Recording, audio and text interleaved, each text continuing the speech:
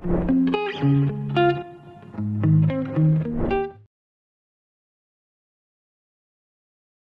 everyone, I'm Ramit. I'm currently a lead data scientist at ShareChat. Just recently joined after completing a technical lead stint at Tower Research for the past 3 years.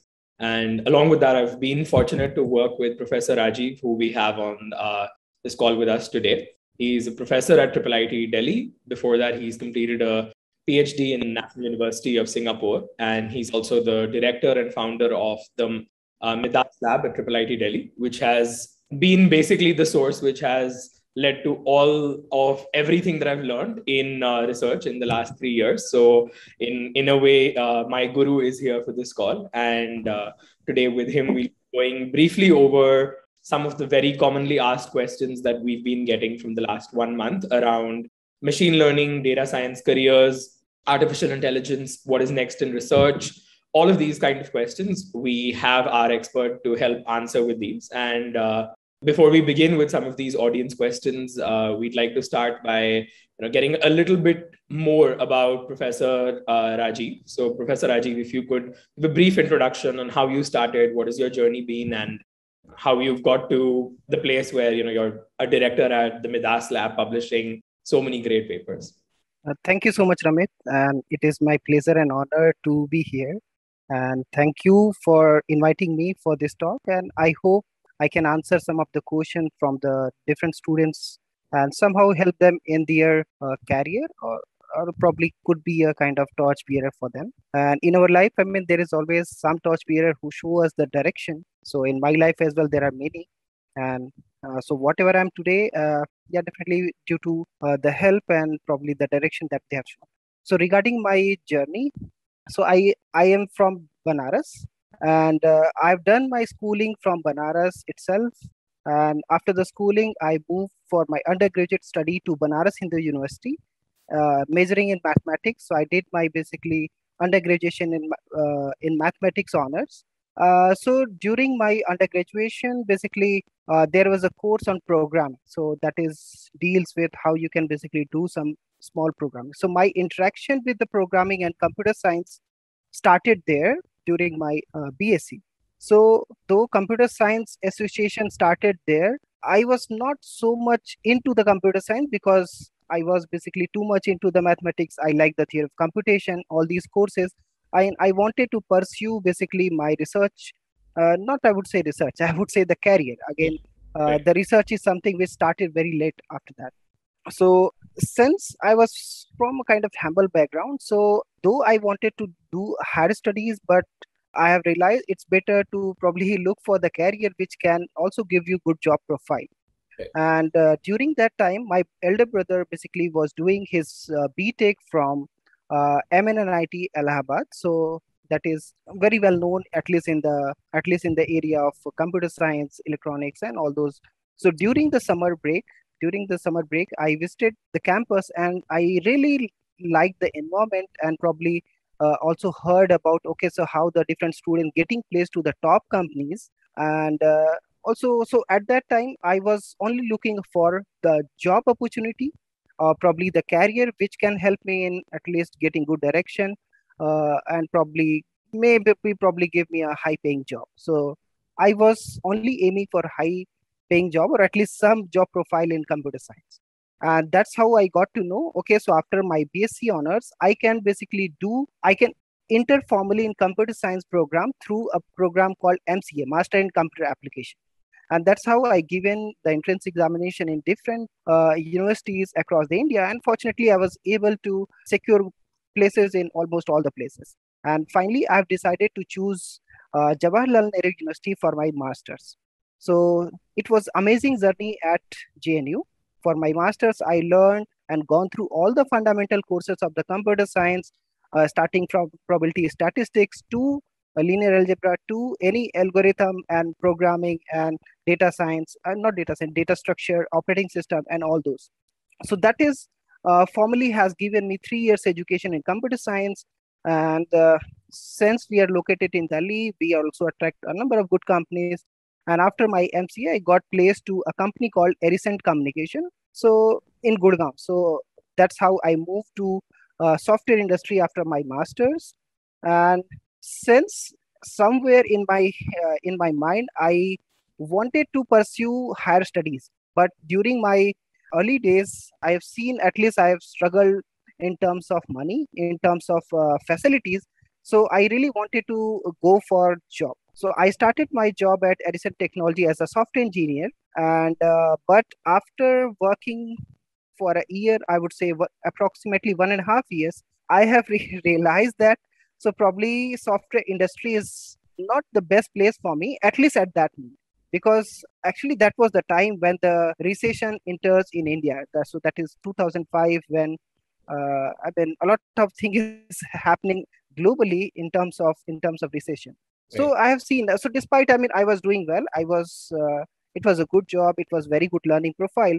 But one thing I've realized that, like, the amount of effort and work I am doing, I'm not probably getting the outcome for that.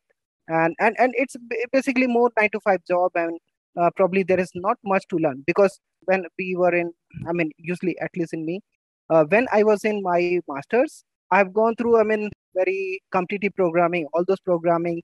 And but once you come enter to company, I mean, during the study, you study linked list, you list Yeah. very complex program. But once you reach to the companies, my experience was very, very different. I mean, you have given us programming stack, and now you need to just focus on some part, and Mm. uh, don't have to probably mess that up. So at least the learning experience which I was getting, I was not very much satisfied. So I consulted my brother. So fortunately, my family and brothers are very, very supportive, and they said, okay, so if you don't like, I mean, it's fine. I mean, whatever our past was, but at least both of us are kind of in good position to support you in case you want to go for higher studies. So they have motivated me to basically, okay, so you can, if you want, go for higher studies. And that's how, after 1.5 years, I left my job around October 2009. So at that time, I did not have any clue how to go for higher studies, because I have completed Master of Computer Application, which is treated more as a application. Mm. I would say the degree, it's kind of towards more, not towards well known for the research, I would say. And in fact, that is true as well, because we have not taught, and we were not doing any research as part of the course. It's more like towards the computer science applications. So I spoke to a number of people, what can be done. So one of my seniors from JNU basically just got admitted to National University of Singapore for his PhD. And I spoke to him, I spoke to a number of people as well. Okay, so, and I thought, okay, so let me apply to the different places where I can probably do research. I can enjoy at least what I have probably envisioned earlier. So that's how I left my job. I did not had anything in my hand, in no offer or so. So after exploring a number of places, I found, okay, so what are the places where basically you can apply for PhD. So in India, I have looked for ISC. Okay, I look for TIFR, Tata Institute of Fundamental Research, and I found that, okay, so these are amazing places, even IITs, where basically you can go for higher studies. So okay, so these are the places. I thought, okay, I can apply. So I have given again. I basically, since I've taken break in October, I have basically prepared for GATE, because that is the way you can go for, at least go for master's program or the PhD program in India. So that is, I in one direction I started looking for that opportunity. In parallel, I have started applying for PhD abroad as well, because I mean, one thing definitely, I mean, I wanted to pursue research, but at the same time, I would like to explore the world as well. Because usually I travel, I like traveling. So when I spoke to a number of people, I found that, okay, so during PhD is also something, it's not only do research, but also get opportunity to visit different places and all those. So keeping this in mind, I apply different places. And unfortunately, I mean, I have got selected to the written exams in some of the places, but could not qualify, I would say, the final entrance. For example, for TFR, I cleared the written, but I could not finally clear the uh, basically the interviews part. So, but that's how, I mean, it was kind of disheartening. But at the same time, since I have decided I have to go, there is no way I want to come back to industry again, at least not very soon. So I decided, okay, let's go for GATE as well. So through the GATE, I mean, I prepared for 2 3 months by myself and given the GATE exam in February, I think, yeah, February 2010. And that's how, fortunately, I was able to secure good ranks and got a couple of offers for my MTech, because some of my seniors basically suggested, since MCA is not treated more as a research oriented program, so it's better to basically go for MTech, which is well known in not only in India but also abroad, which can help you in giving the good PhD offers. And that really worked for me. I took admission to DTU, Delhi Technological University, which is formerly known as Delhi College of Engineering, and that has basically started giving me more confidence. I started interacting with more people, started doing little bit research in information retrieval. So that is, at that time, I recall one of the first challenge I have participated in, SMS based FAQ retrieval. So where the input is just an SMS, which is not, I would say, complete sentence, a word where you use the abbreviation. So that's how I started my journey in basically the information retrieval direction, and that has also finally yielded into one of the paper at the FIRE conference, for Forum for Information Retrieval, and I have attended my first conference at IT Bombay, and that has given me further confidence and also basically the motivation to pursue further. As I mentioned, in your life, there will be always a number of people who motivate you and support you during this journey as well. A number of people and my professor and colleagues, friends supported me throughout this.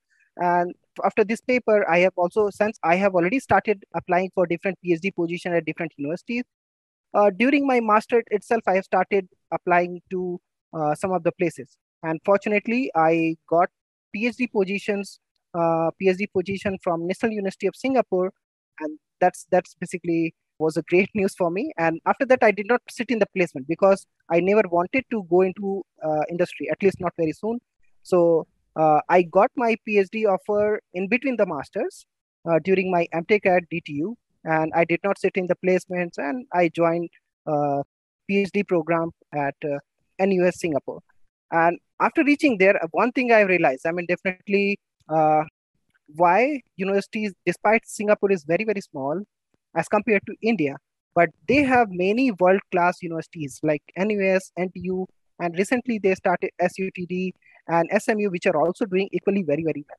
So the reason being they are excelling in the research because they do understand we need to provide all the facility, all the infrastructure to the students, and definitely, they also need to probably have the world-class facility, resources, teachers, and everything. So I really struggled in the first semester because it was a transition for me where I have studied. I'm not criticizing like the courses or rigorness in Indian institutes, at least where I have studied, but I have seen like at least as compared to what I have gone through before, there was tremendous or multiple, I would say the multiple times tougher curriculum and probably the rigorness I've seen. So in the first semester, I struggled, but fortunately, I worked hard and I settled there and I started my research there under the supervision of Professor Roger Zimmerman, a great person, a great supervisor who always encourage and motivate to pursue whatever you like. He has given me the flexibility. Okay, so you are free to do anything, and we will figure out later how to basically stitch all the work together, because anyways whatever the work you're going to do is somehow related, so you don't have to worry too much about PhD at the moment. Right now your focus should be learning.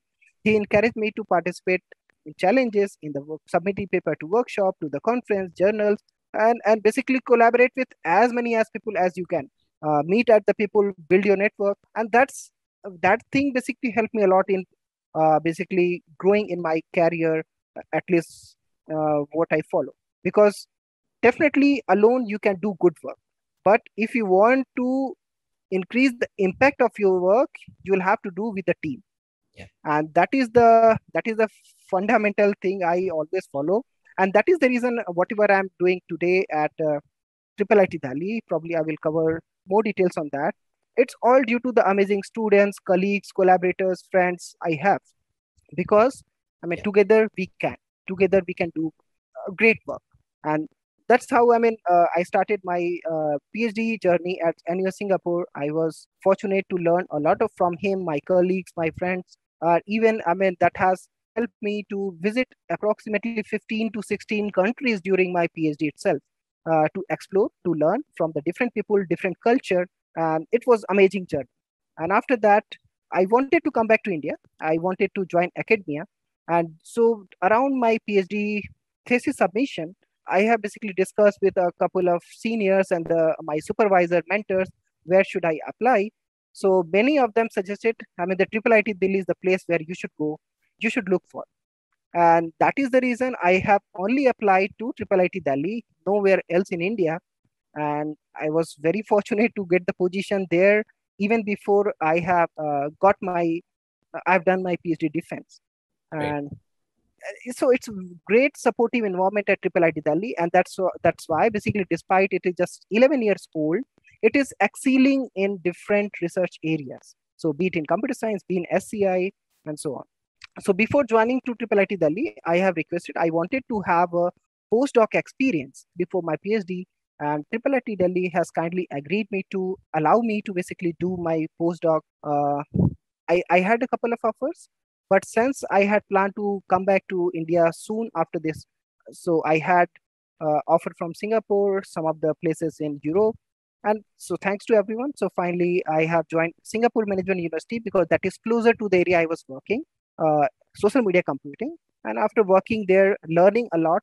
And there basically I have seen. So during my association with SMU, so I have learned that. So before joining SMU, people say, I mean, you're going to join a management university. Mm. Then I got to know management is not only about people, management is not only about business. Management is also about data.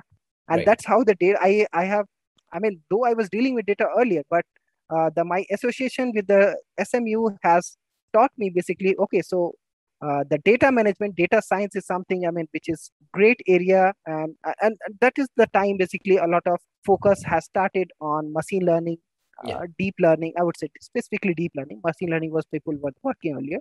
So, and that's how the time of 2000, like 18, 17, when a lot of papers have started coming using deep learning. And that has also interested me. Okay, so it's the time to look into the deep learning. It's time to probably jump into the deep learning. That's how basically my work started more into the deep learning areas and so on. So during my PhD, I was mainly focusing on multimodal data around us. Mm. Because one thing I've realized, one modality is not enough. One modality is not enough. So in that case, you need to look at all the sensory information or all the information which are available with you. So in that case, you can think of human is the best examples of multimedia system, because human can process information, human can say something, speak. So kind of audio, visual, speech, touch, and other sensors that you can have.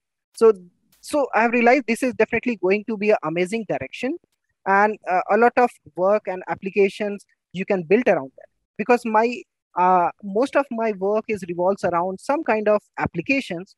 Because definitely, of course, I mean, there are a number of direction and the areas, research area, which are equally good and probably excelling in different direction. But it's all about interest. So my interest is all towards the application, so that because whatever you can build, you can show to the people, you can use them directly, and so on. So that's how I started. During my PhD, I focused on a lot of on the building some kind of multimedia systems and building demos, building prototype, and so. And that's how once I joined Triple IT Delhi, immediately after joining, I had a vision to start a multimedia lab. But with the help of a couple of colleagues and my initial, I would say, collaborator and the students, including you, Ramit, I have started MIDAS Lab. So MIDAS stands for Multimodal Digital Media Analysis Lab, which leverages the multimodal data around us and use advances in machine learning, deep learning to solve a number of interesting problems around us. So that's how I would say I probably become a bit long introduction, but that's how my journey is through the research and how I come to Triple IT Delhi. No, I think that's really helpful for a lot of people watching this, because turns out there's a big audience who is interested in machine learning and data science but does not necessarily know where to start. And I think you are a great example of saying that we don't have to start with an undergraduate machine learning course. Having a mathematics background, being someone who is not started with computer engineering or computer science, going all the way to publishing deep learning papers today and having their own lab as CS faculty in one of the best research institutes in India. I think the length and description of the journey is probably something that people are going to ask for more. They would want to know more details, that how did you do X, how did you do Y. But I think, and in fact, a lot of the audience questions we have are around this. There are people who've asked, do we need to have a bachelor's degree in computer science to start? There are people who've asked, how do you go from India to universities abroad? What is the process? Would people want to go to Singapore? Would they want to go to Europe? There are all sorts of questions like these, and we can start taking some more of them. But I think a good number of the questions have already been answered through this introduction. So thank you for that. Great.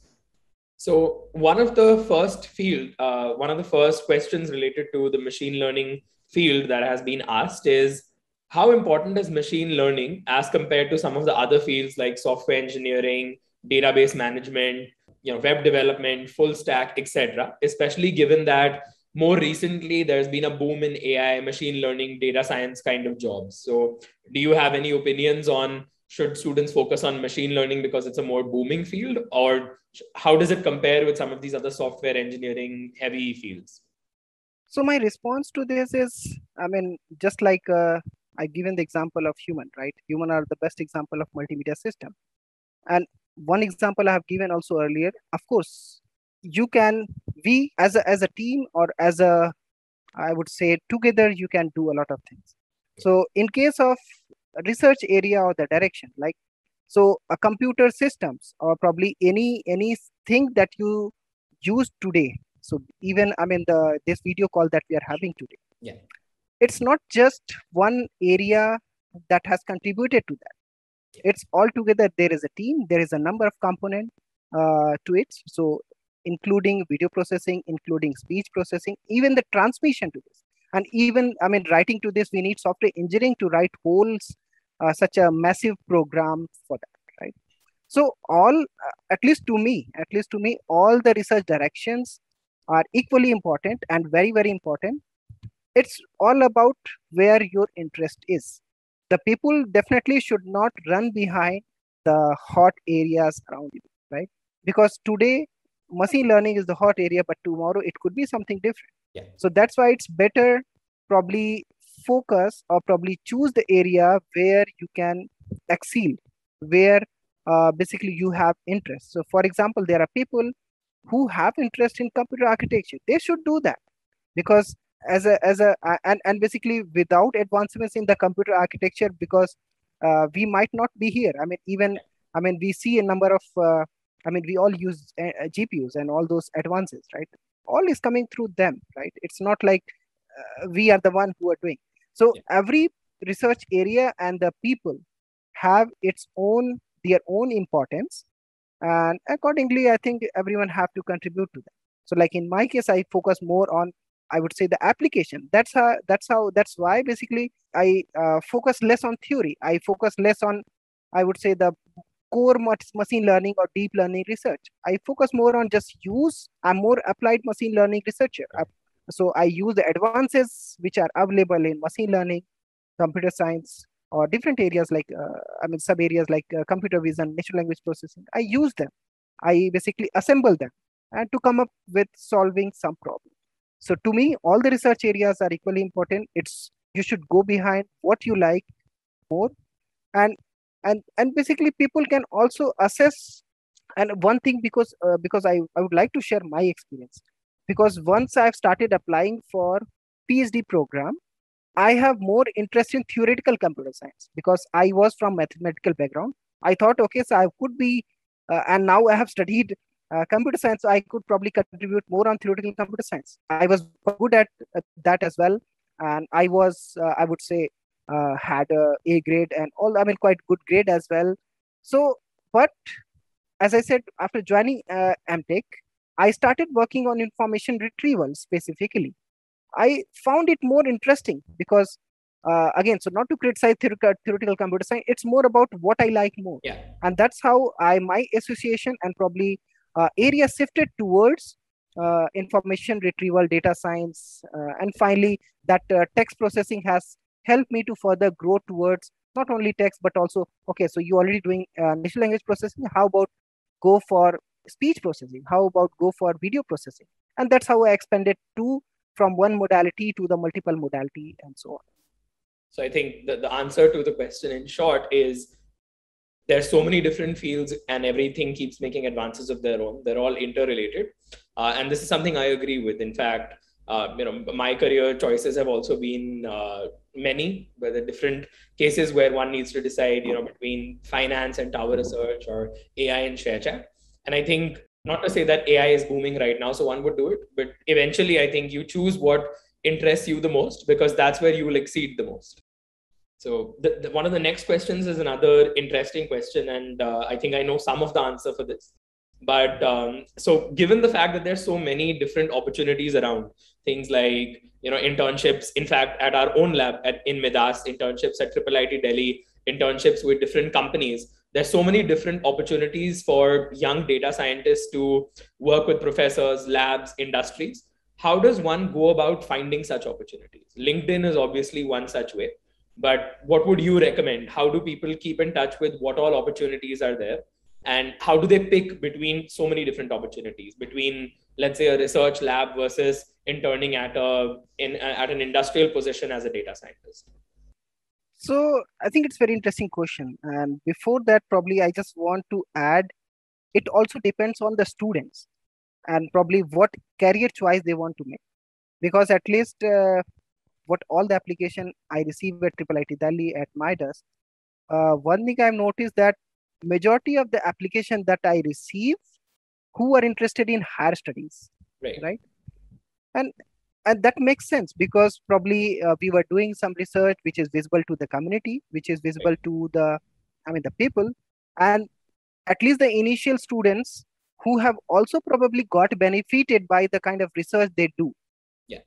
right? And that basically helped them. So and definitely, I mean, there are many students who are doing internship at the top places like industrial companies, I would say, for Google, Microsoft, and Amazon, and so on, just to name a few, right? So it's all about, again, what your preference is, what your basically the aim is.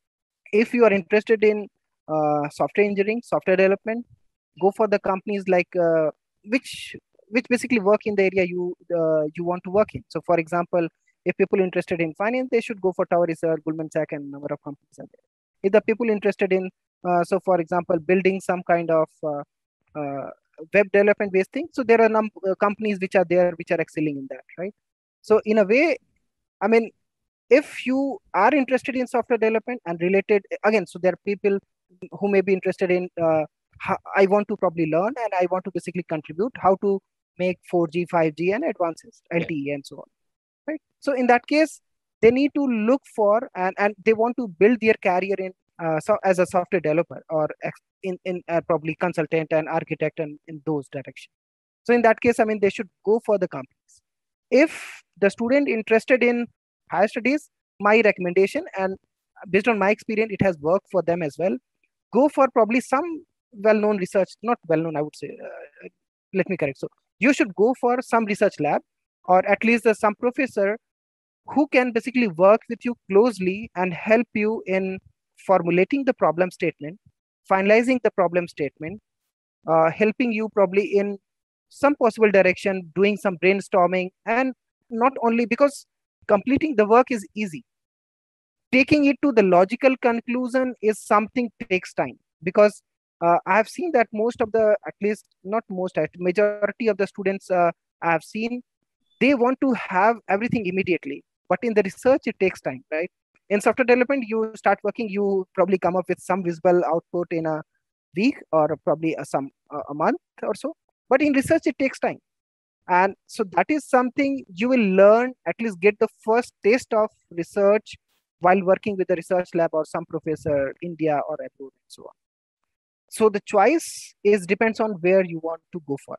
If you are willing to go for higher studies, I think so be it like masters, because the reason being, the people can say, okay, so I want to go higher studies, but not for PhD, but only for masters, and after that I want to go for IT companies, right? So based on my experience, I mean, when you apply to any reputed universities, right, you see a massive number of application. I mean, the universities got, right, university get the huge number of application, and you have to and they have to basically, they need to be very selective because they don't have any options for that, right? Yeah. So what are the ways basically you can, and you will only get selected if you probably somehow distinguish yourself from the rest of the profiles. Yeah. How you can do so? One possibility could be grade.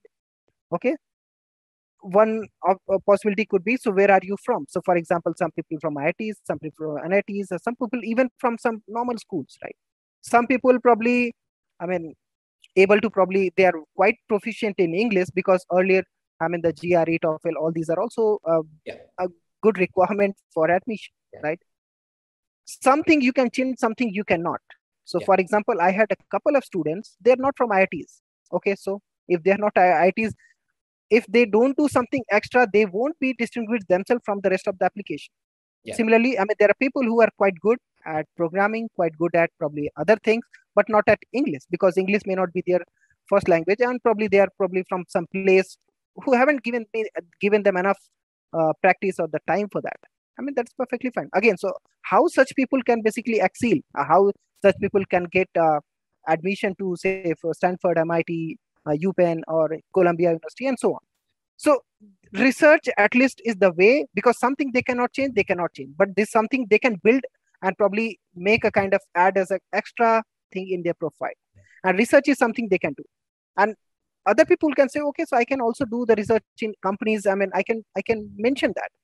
Yeah. The one thing I have noticed, at least based on my so limited, I would say, the experience so far, anyone can write anything, but there is no validity. So for example, I can write, I build a robot which work and interact well. Any probably I build a software which probably do X, Y, and Z, right? But there is no validity for that. Anybody can write in anything. But in the research, if you write something, a research paper will be published, and you can mention the link, and that people can verify. And that so it's more about the credibility. I mean, the people understand it, reputation, I would say. I mean, Yeah. so that's how something, despite you're lacking in some aspect, the research can give you that additional aspect to get admission to the top universities. And after that, again, so you can make your own choice, whether again go for higher studies, for PhD, or probably you can go for IT industry. Again, it's your choice. Right. Yeah. No. So I think that's very helpful in understanding for some of the people where, as people who are just starting data science, there are multiple options. And I'd say two good ways of distinguishing them based on Professor Rajiv's answer would be more industry oriented data science and more academic oriented data science. Academic oriented Right. data science can be more focused if you're interested in pursuing a master's, a PhD. Perhaps it's one of the ways in which people think about data science jobs abroad. I think 7 or 8 questions here are about how do we start data science jobs outside of India. And it might not be very easy to get some of these jobs directly from India, but one of the ways of becoming a data science in, let's say, Amazon US, Google US, things like this, Europe, Singapore, would be to do a master's degree, gain some more skills more specific to a global machine learning and AI kind of spectrum. And based on those, apply for master's, PhD, get jobs abroad.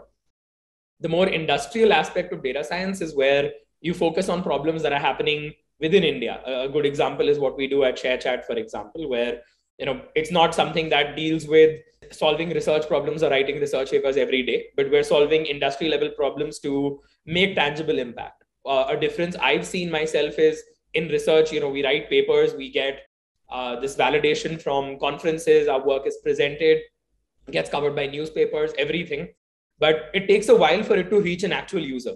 Whereas in industry, your work starts with the user where innovation might be limited. So I would suggest for most people, it's good to get a blend of both. If you're early in your career, in fact, that's something what I've done. Early in my career, I was focused in industry with software development, but I tried to balance my time and work with the Midas Lab in IIIT Delhi. And that's allowed me to get some academic exposure, publications as well.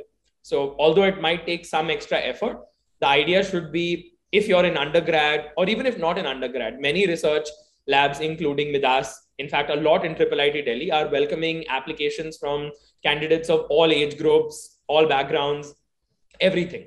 The only idea is you should have an interest in data science and it's never too late to start. So my suggestion in alignment with Professor Rajiv's is let's try both, see what makes more sense. And if higher studies, academia seems more sense than more research oriented, if your interests lie more towards industry, maybe more data scientist type of roles, the intersection of this often ends up becoming something like the research scientist kind of role at organizations like Google, where your work not just limited to only industrial problems or research, but kind of doing both.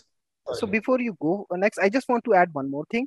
So these days, very interestingly, a number of companies also have their research division and a lot of opportunity which are available to you. So for example, Google have their Google Research. Similarly, probably ShareChat might also have some wing or division which is primarily focusing on probably some research aspect. And similarly, TCS Research and number of Amazon Research and all those. Yeah. So and basically they have also started some residency program. So these residency programs are very, very useful for students and also well reputed, I would say. So that they can explore, which give them a blend of, I would say, the research as well as the industrial perspective of any work. And to add to that, I think it's a very good point. Answering the first part of the question, where how do you learn about such opportunities? I think one thing that I've learned through has been, again, LinkedIn, or even Twitter for that matter. If you think a certain position looks interesting, try reaching out to those people on LinkedIn. Interestingly, if you send messages on LinkedIn, initially I used to be scared of sending them, but over time I've learned that people are willing to help you. They're happy to talk about the kind of work they do. Reach out to people, try to understand what do they do as a data scientist. Do they solve more industrial problems? Does their data science job have a research flavor? Do they target publications? And you'll get a sense. Data science as a career also has multiple different variations, like software engineering has full stack, backend, routes where you could be more of an architect or you could become more of a software engineering manager. Similarly, data science has multiple of such aspects, and it's good to explore as many of these as possible younger in your career. Yeah. So before you go to next question, I just probably I did not answer the last question fully. So because you asked about like what are the ways or probably the source where the people should approach. So LinkedIn definitely is the one way. Yeah. Another thing is not every people are active or equally active on LinkedIn, right? Yeah. There are a number of popular researchers, at least probably I can give the perspective of academia. The number of researchers who are doing excellent work, but they're not active on LinkedIn, right? Yeah. So the best way would be, you need to look at their lab website, their profile, and you also need to probably, because once you finalize, okay, which area you want to probably explore, you also need to do a kind of background work to find out what are the people you need to follow. Yeah. So in that case, again, so different, and these people you can find in different way. For example, in my case, I wanted to search, okay, so what are the people in information retrieval? If you just do information retrieval something on Google Scholar, so Google Scholar will give you a list of papers. And again, so it's just one source where you'll find a list of papers. You can look at, okay, so these are the people which are in my proximity, or probably something even you can approach. And again, so you, at least in the era of globalization, proximity is not an issue. You can also approach to any people located anywhere. And that's what I always teach to, I always basically encourage. And that's how basically I got motivated from my professor at NUS. He said, contact anyone. And contact anyone and probably reach out to them, make a network, and probably tell about what work you are doing, what interests you are, and probably what they are doing, and so on. So one thing I just want to add here, it's not like just approaching them. It's not just like approaching them through LinkedIn or email or probably finding these people. It's also about how you approach them, right? If you just do a message on LinkedIn, hey, professor, I'm looking for a internship. I have great interest in data science. Please give me opportunity. I cannot help because I receive hundreds of such messages every week. I cannot respond to all those. And again, so even though I have time, again, it's all about selectiveness. It's all about who give a different, I would say, the flavor to their profile, how you are different. Because when I was preparing for interviews, one of my seniors says, okay, so when you enter the the interview room, if it is very as usual as the other candidate, they are not going to have you. So probably what different you can do. So once you enter the interview room, you can ask them, rather than they ask, you ask, hi, how are you doing? Rather than they ask you, and so it's give you all the confidence. So again, so just giving different flavor to that. So at least in academia case, if you are approaching anywhere, it's better to, since it's about research work, it's better to basically look at the sum of the work of that professor. And if you can do a kind of read that paper and probably do a critic analysis and say, okay, so hey, professor, I mean, I read this paper, I really found interesting or bad, whatever you feel, and say, okay, so this is something, I mean, we need to improve on, or this is something, I mean, if I have to work on this, I mean, where I can contribute on. So if you highlight that, then definitely, I mean, your profile grab my attention and anyone's attention. And so that's how I think you need to approach. So of course, I mean, you can find the people through different sources, different looking at their website or probably LinkedIn or even job portal and so on. But in order to distinguish yourself again, you need to probably find better ways to approach them. So read their work, comment on what they are doing, or how you can contribute specifically, what's your strength is, how you can relate your skills with the kind of requirement the professor or probably other lab have. And the same applicable for industrial companies as well. So for example, Google research might have some vision or some direction they want to work in. So if you are applying them, I mean, you need to somehow relate them either in interview, either in while applying, and all these are matters. All these things are matters. I think in short, and this is something I learned also after I think a year or two of approaching people. There's so many people like us, right? The industry is so competitive. In one word, you need to show how you add value, and that value you can only show if you've done homework around what this person does and tell them that this is how we can improve. And it's actually good that you've brought this point up, because the next questions are actually about this, that what should students be doing when they try to approach different labs? For example, if they want to come from Midas or they want to go for an industrial job, I think we've already answered part of it, which is around developing value. The second part of the question is more around what are some of the absolutely basic prerequisites that people need before entering into data science. Like one prerequisite, for example, is, of course, we need to have some mathematics background. Now, some mathematics background can mean a little introduction to statistics, probability. So the basic question from a lot of people, in fact, is what are some of the key basic prerequisites in getting started with deep learning, machine learning? What are some of the main subjects that people should read either online, take courses on, etc.? Okay, so prerequisite in a sense, I mean, definitely the mathematics is a kind of core of at least data science, right? So, I mean, definitely you need to have the fundamental probability, statistics, linear algebra, and all those. And again, fortunately, in the era of globalization, you'll find a lot of amazing resources available, publicly available on the website. And thanks to a number of universities, including, I mean, a number of initiatives from Indian government as well, like NPTEL is there, right? Where the professor from IITs and many others, I mean, they take classes on number of topics. So these could be one of the best source.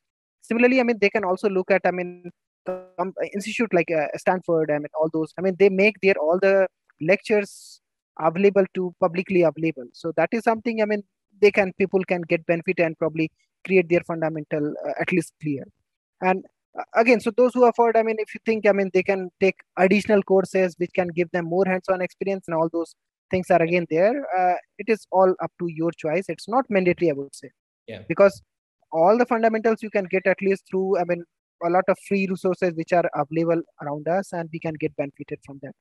Add to that quickly, one of the things that, as part of, I'd say the last 1-2 months that I've been working with Scalar Academy, for example, I think some of the course that they are building has also been similar to what Professor Rajiv is mentioning. So the basic foundation, I think people often think they need a computer science foundation, but you have to start with a maths foundation. And I think that's also what's been Professor Rajiv's secret, because he started his studies with maths, not computers like us.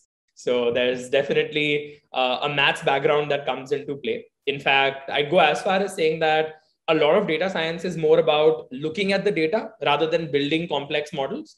And both the foundation of basic data processing and complex models, all of it starts with basic maths like stats, probability.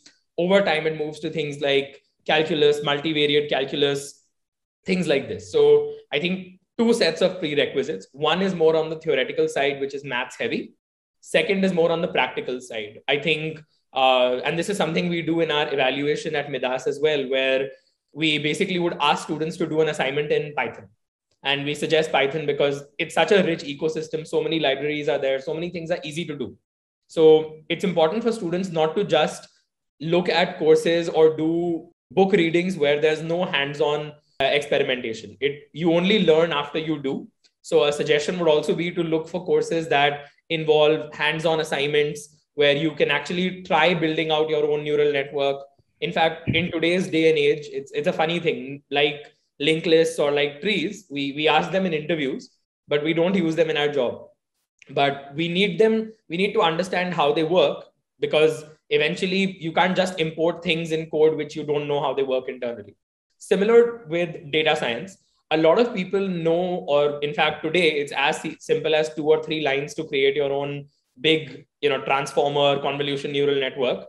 But how many of these people actually understand how gradient descent and the training of that neural network works?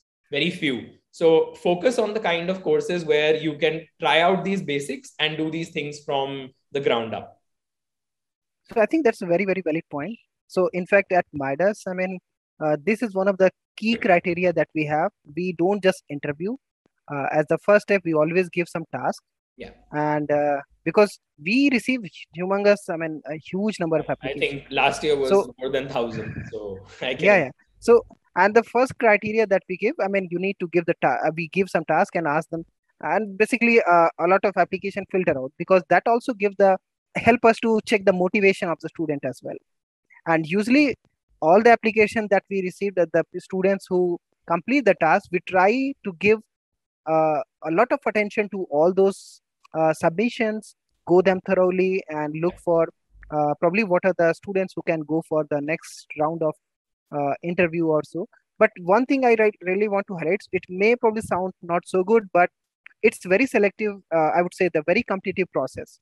Yeah. Because recently, while discussing with one of my colleagues, he said, so competition is just like a way like this. If you want to get admission to a PhD program, you need to complete half of the PhD work to get the admission.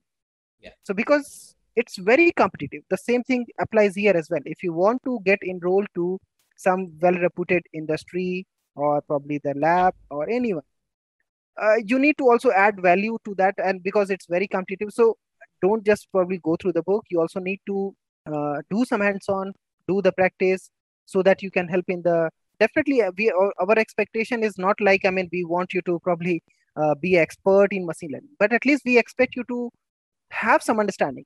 And during the interview we ask this basic simple questions, right? So what is gradient descent, what is linear algebra, what is all those and all those very simple questions related to that, to check your foundation.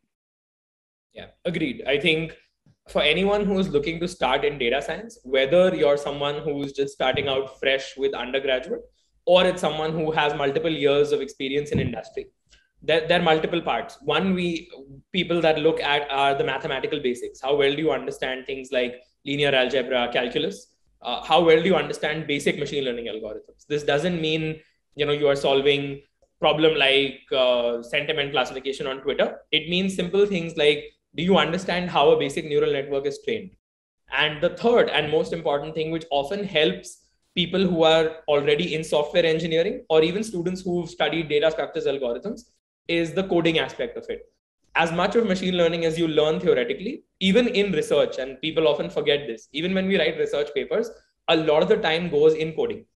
So it's important to not just have theoretical skills, but also to be able to implement these with practical coding. And there's altogether a new world now which focuses on ML operations.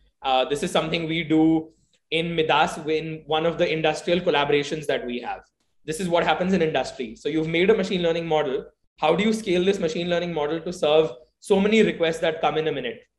How does that work? For example, more recently, Google search now uses BERT. It's a transformer-based NLP model for searching. How do we take BERT from just a research experiment to something that can serve millions of queries in seconds? This whole field around machine learning engineering, machine learning ops, building and deploying models, Docker, Kubernetes, this is another important field that students should focus on. So before you go next, I believe we missed one part, because we're talking about internship. Yeah. I have mainly covered the internship in India. Yeah. So regarding internship in other places, So there are several ways which work. So there are a number of programs which are established between different countries and probably supported by different organizations, which support you to probably visit different institution in the world and do your internship. So to name a few, like MITAC is one of the popular one. Similarly, SN Bose Fellowship is also very popular one. So these are similarly NTU has, I forgot the name, but NTU Singapore also have some fellowship for inviting internship application. And in the world, so basically there are numerous such fellowship programs for internship which are already there. So you need to also explore that. So this is one way of getting to, I would say, the international internship. Right. So since it's an international internship, often in some cases many people are not already aware of this, so somehow they miss it. So at least this is one thing they should try. Right. Second thing, which also comes through your network. When I say network, so like through your professor, because your professor might have some network with they have some collaborative work with us at different universities, industry, in different parts of the world, and that's how basically you can basically get it. Third way, basically you can get the international internship. Many of my students travels a lot because they also attend the different conferences held worldwide. So like in 2020, at least 15 students from our lab have attended AAAI conference in New York. And that's how basically they get to meet a number of people around from across the globe who are experts in doing amazing work. And that's how because networking always help, because you through the network, when you get to know the people, at least you pass the first hurdle of getting to know them, or probably because once you meet, I mean, definitely you can tell about what kind of work you are doing, what value you can add on to the research the other people are doing, and you can also get to know, I mean, what are the people who are interested in your profile. And so definitely these networking through conferences help a lot. And fortunately, many of students who attended conference last year, now they got to the amazing places for their either for higher studies, for further job, for internship, and all those. Yeah, I think that's an important point. And in fact, that was actually the next question where people were asking, how do you go about foreign internships? So everyone has their answer. And to add to this, I'll give a short example. And this actually shows why academic research or research papers don't need to be only for MS applications. So I had a friend who was amongst these 15 people who came with us to New York for the conference. And his interest was purely in data science job, not necessarily interested in PhD or academics. But he had a research paper. And what that research paper does on your resume when you apply to any industrial company is it sets you apart from hundreds of other applicants. Not everyone will have a top rated research paper. So it shows that you are capable of A, working in a team, B, getting your work reviewed by top level reviewers, getting it published. You can do the code for it. You can do the paper writing, documentation. You can present your work globally. And a lot of such conferences, in fact, which are now happening virtually. So it's the chance to take an advantage of these things. They have sponsor booths. All companies, Google, Microsoft, Facebook, all of these companies have booths over there. And they're very excited to have people who have a publication background. I'd say, in fact, if you look at most data science and AI related jobs, even machine learning engineers, often they say that in preferred qualifications, you'll always find a bullet point that says publications are not required, but are a very strong plus point. And to speak to that point, the friend who was there in New York, he, within, I think, 2 days, he got an internship with one of the AI companies in New York. So, and he was at that point, he was in India. So the whole idea is publications can really set you, and research, even if you don't write publications, even just reading publications and staying up to date with latest research or implementing research papers is a good way of getting into the industry and keeping up with latest cutting edge data science related things. I think we have time for one last super quick question. We'll be skipping some of the questions, but feel free to add comments to this YouTube video or on LinkedIn. We'll try to get back to these, or perhaps do another at some point. Okay, so yeah, I think this is a good question. This says, how would you say that preparation or the career path for someone in data science is different when they have multiple years of experience? So basically, a few people are worried that it's been a few years that they have done software engineering. In fact, like you had done some software engineering, I've done 3 years of software engineering. So some people are worried that they've already crossed 10 plus years of experience or 5 plus years of experience. How do we shift from software engineering to data science now? What kind of skills do we need to build up? What is the easiest way of maybe trying to get into data science while being in a software industry related job? I think it's a very, very interesting and very good question. And I think experience matters, right? I mean, so even though you don't have experience in data science, right? So whatever the experience you have acquired, be it software development, software engineering, is going to help you because you have different approach, or probably you have learned a lot, which will help you in quickly, which will help you basically quickly learn something new. Because at least in academia, if you see, I mean, the trend changes very quickly. Like before the deep learning, for example, deep learning, at least in the conferences, getting a lot of I mean, the most of the people started using deep learning for different problems around probably late.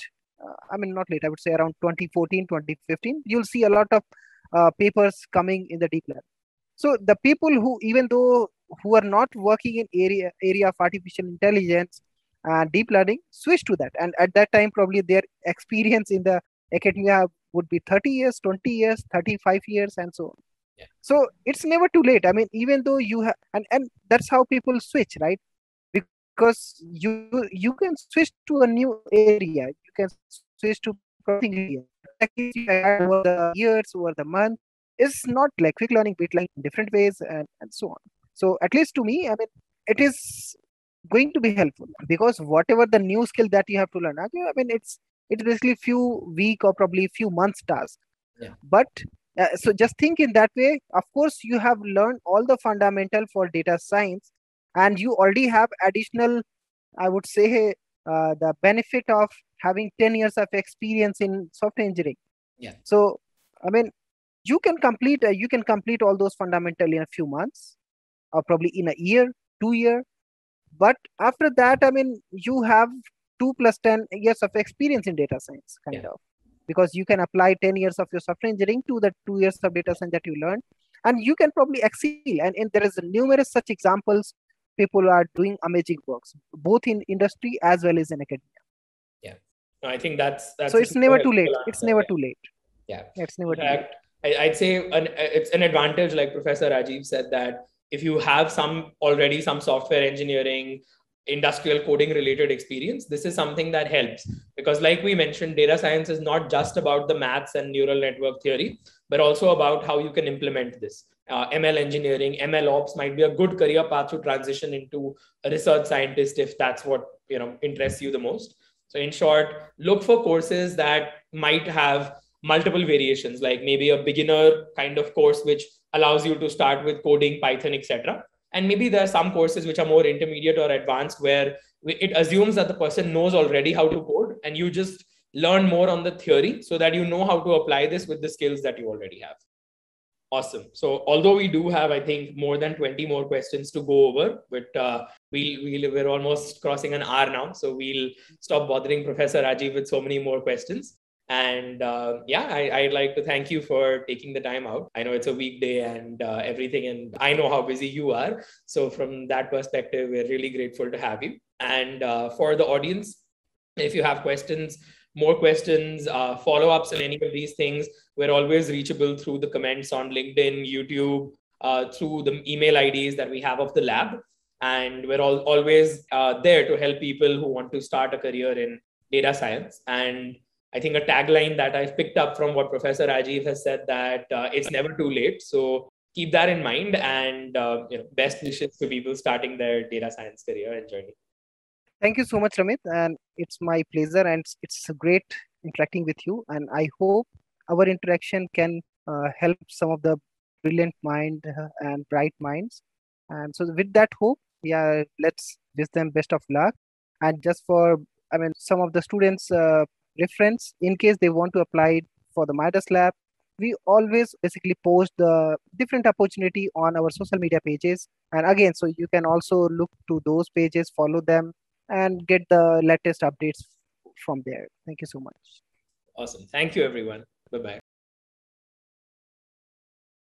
With the significant amount of resources these days, it is not at all surprising that if a person gets confused on how to start or maybe even build a career in machine learning. So in this video, we'll be talking about how exactly can a person start his or her career in machine learning, what are the important skills that will give you that boost to secure a job in the field of ML, and what are some of the most average salary trends in this field. So without further delay, let us get right into it. Let us first understand what ML is. Machine learning can be defined as the science of making computers learn automatically. With machine learning, the computers can make decisions and predict outcomes without any human intervention. The whole process is achieved using algorithms which play an important role in building machine learning models, which can then be applied to a variety of other applications. Keeping in mind the definition of machine learning, now let us look at what are some of the most useful skills that one can learn to land a job role in machine learning. Firstly, mathematics and statistics are an integral part of machine learning. That being said, not all the mathematical concepts are relevant to ML. Some of the most important ones that are in fact relevant to ML are linear algebra, probability distributions, and calculus. One reason as to why maths is a prerequisite for ML is that mathematics is essential for applying the algorithms correctly and testing different hypotheses. With the knowledge of maths and statistics, one can pick up intuitions and learn the ML techniques really fast and accurately. Adding one or two programming languages to your portfolio is a great way to build foundations in machine learning. There are different programming languages in the current scenario, but the most suitable ones for machine learning are Python and R. The fact that Python is a high-level language makes it easy to understand and implement. An added advantage is that Python is so popular in today's world, so you'll have answers to almost every question related to Python on the internet, because the community is that vast. R is a low-level language which does the same thing that Python does, but most of the time it is used for data analysis and exploratory work. Having ML knowledge is another key aspect in building a career in machine learning. This includes both machine learning libraries and algorithms. For example, the Python machine learning libraries are the most preferred libraries used for machine learning. They deal with anything and everything related to machine learning. Libraries are basically a set of useful functions that get rid of writing the code from scratch. This in turn helps to reduce code redundancy and saves so much time.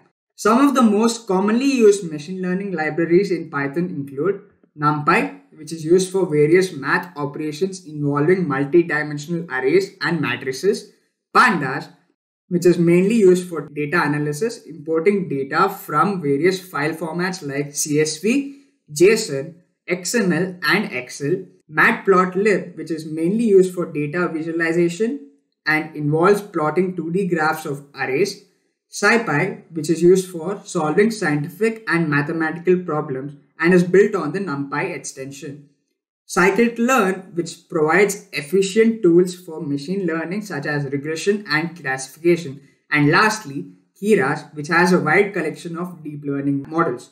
After gaining some knowledge on machine learning libraries, it is now important to focus on some machine learning algorithms and how they work. Each algorithm has its own purpose, like for example, linear regression is used to find out the relationship between variables and predicting certain values. If you want to dive deeper into machine learning algorithms and how they are used, there are tutorial videos for which you can find the links in the description box down below. After learning all these above skills, one must put them to use by creating small projects and maybe even contributing to open source projects on GitHub. This not only improves a person's practical knowledge, but will also give a slight advantage over people who don't have projects or any contributions. Apart from these two reasons, it is a good way to showcase one's skills. Now that we've talked about how one can start a career in machine learning, let us discuss the average salary trends and some common job roles in the field of machine learning. A machine learning engineer is someone who develops programs and algorithms that hugely enable machines to act upon by themselves. A typical machine learning engineer in India earns about 7,60,000 rupees per annum, whereas the same job in the US will fetch you around 147,807 US dollars per annum. A data scientist designs algorithms and prediction models to mainly analyze the data. The average base salary for a data scientist in India is about 9 lakhs, and in the US it is 119,000 USD in a year. Principal scientist is someone who does research and comes up with innovative and impact driven machine learning projects. The job role also involves coordinating with stakeholders and other teams. This is one of the most high paying jobs in machine learning, and it will fetch you around 15 lakhs per annum in India and 141,000 USD per annum in the US. A data engineer is a person who is responsible for data cleaning and making it readily available for further machine learning processes. This is one of the most important jobs in machine learning due to the fact that without proper data, it is impossible to get best predictions and insights. On an average, the mean base salary of a data engineer in India is about 10 lakhs, and this amount is around $125,000 in the US. The salaries in this field hugely depend on the experience level, your skills, location, and the organization you're working for. Various skills like deep learning, artificial intelligence, data analytics, natural language processing can help you stand out since these are especially in demand. And the jobs including these skills will fetch you a lucrative salary as well. With that, we have reached the end of this video. Keeping in mind all the skills that we have discussed today, it will help you start your career in machine learning and most probably land that dream job of yours. If you have any questions related to machine learning roadmap, let us know in the comment section down below. We will be more than happy to answer them. Hey everyone, so we are live on YouTube and we are live on LinkedIn. We'll just give them a couple of minutes to join in. Okay, so all excited about London. Have you got the first like on arrival your stay and everything is all arranged, everything is sorted? Yeah, actually that's a good thing about Facebook, right? Almost everything is sorted. They've taken care of almost everything. There are a couple of things, of course.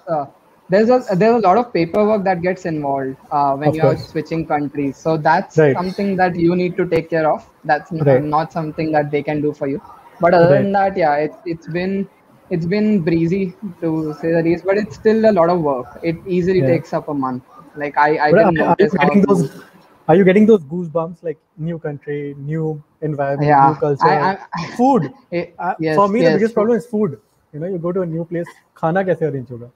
खाना खुद ही बनाना पड़ेगा. There's no other way around. I think London still has a lot of Indian restaurants, so it shouldn't be too big a problem.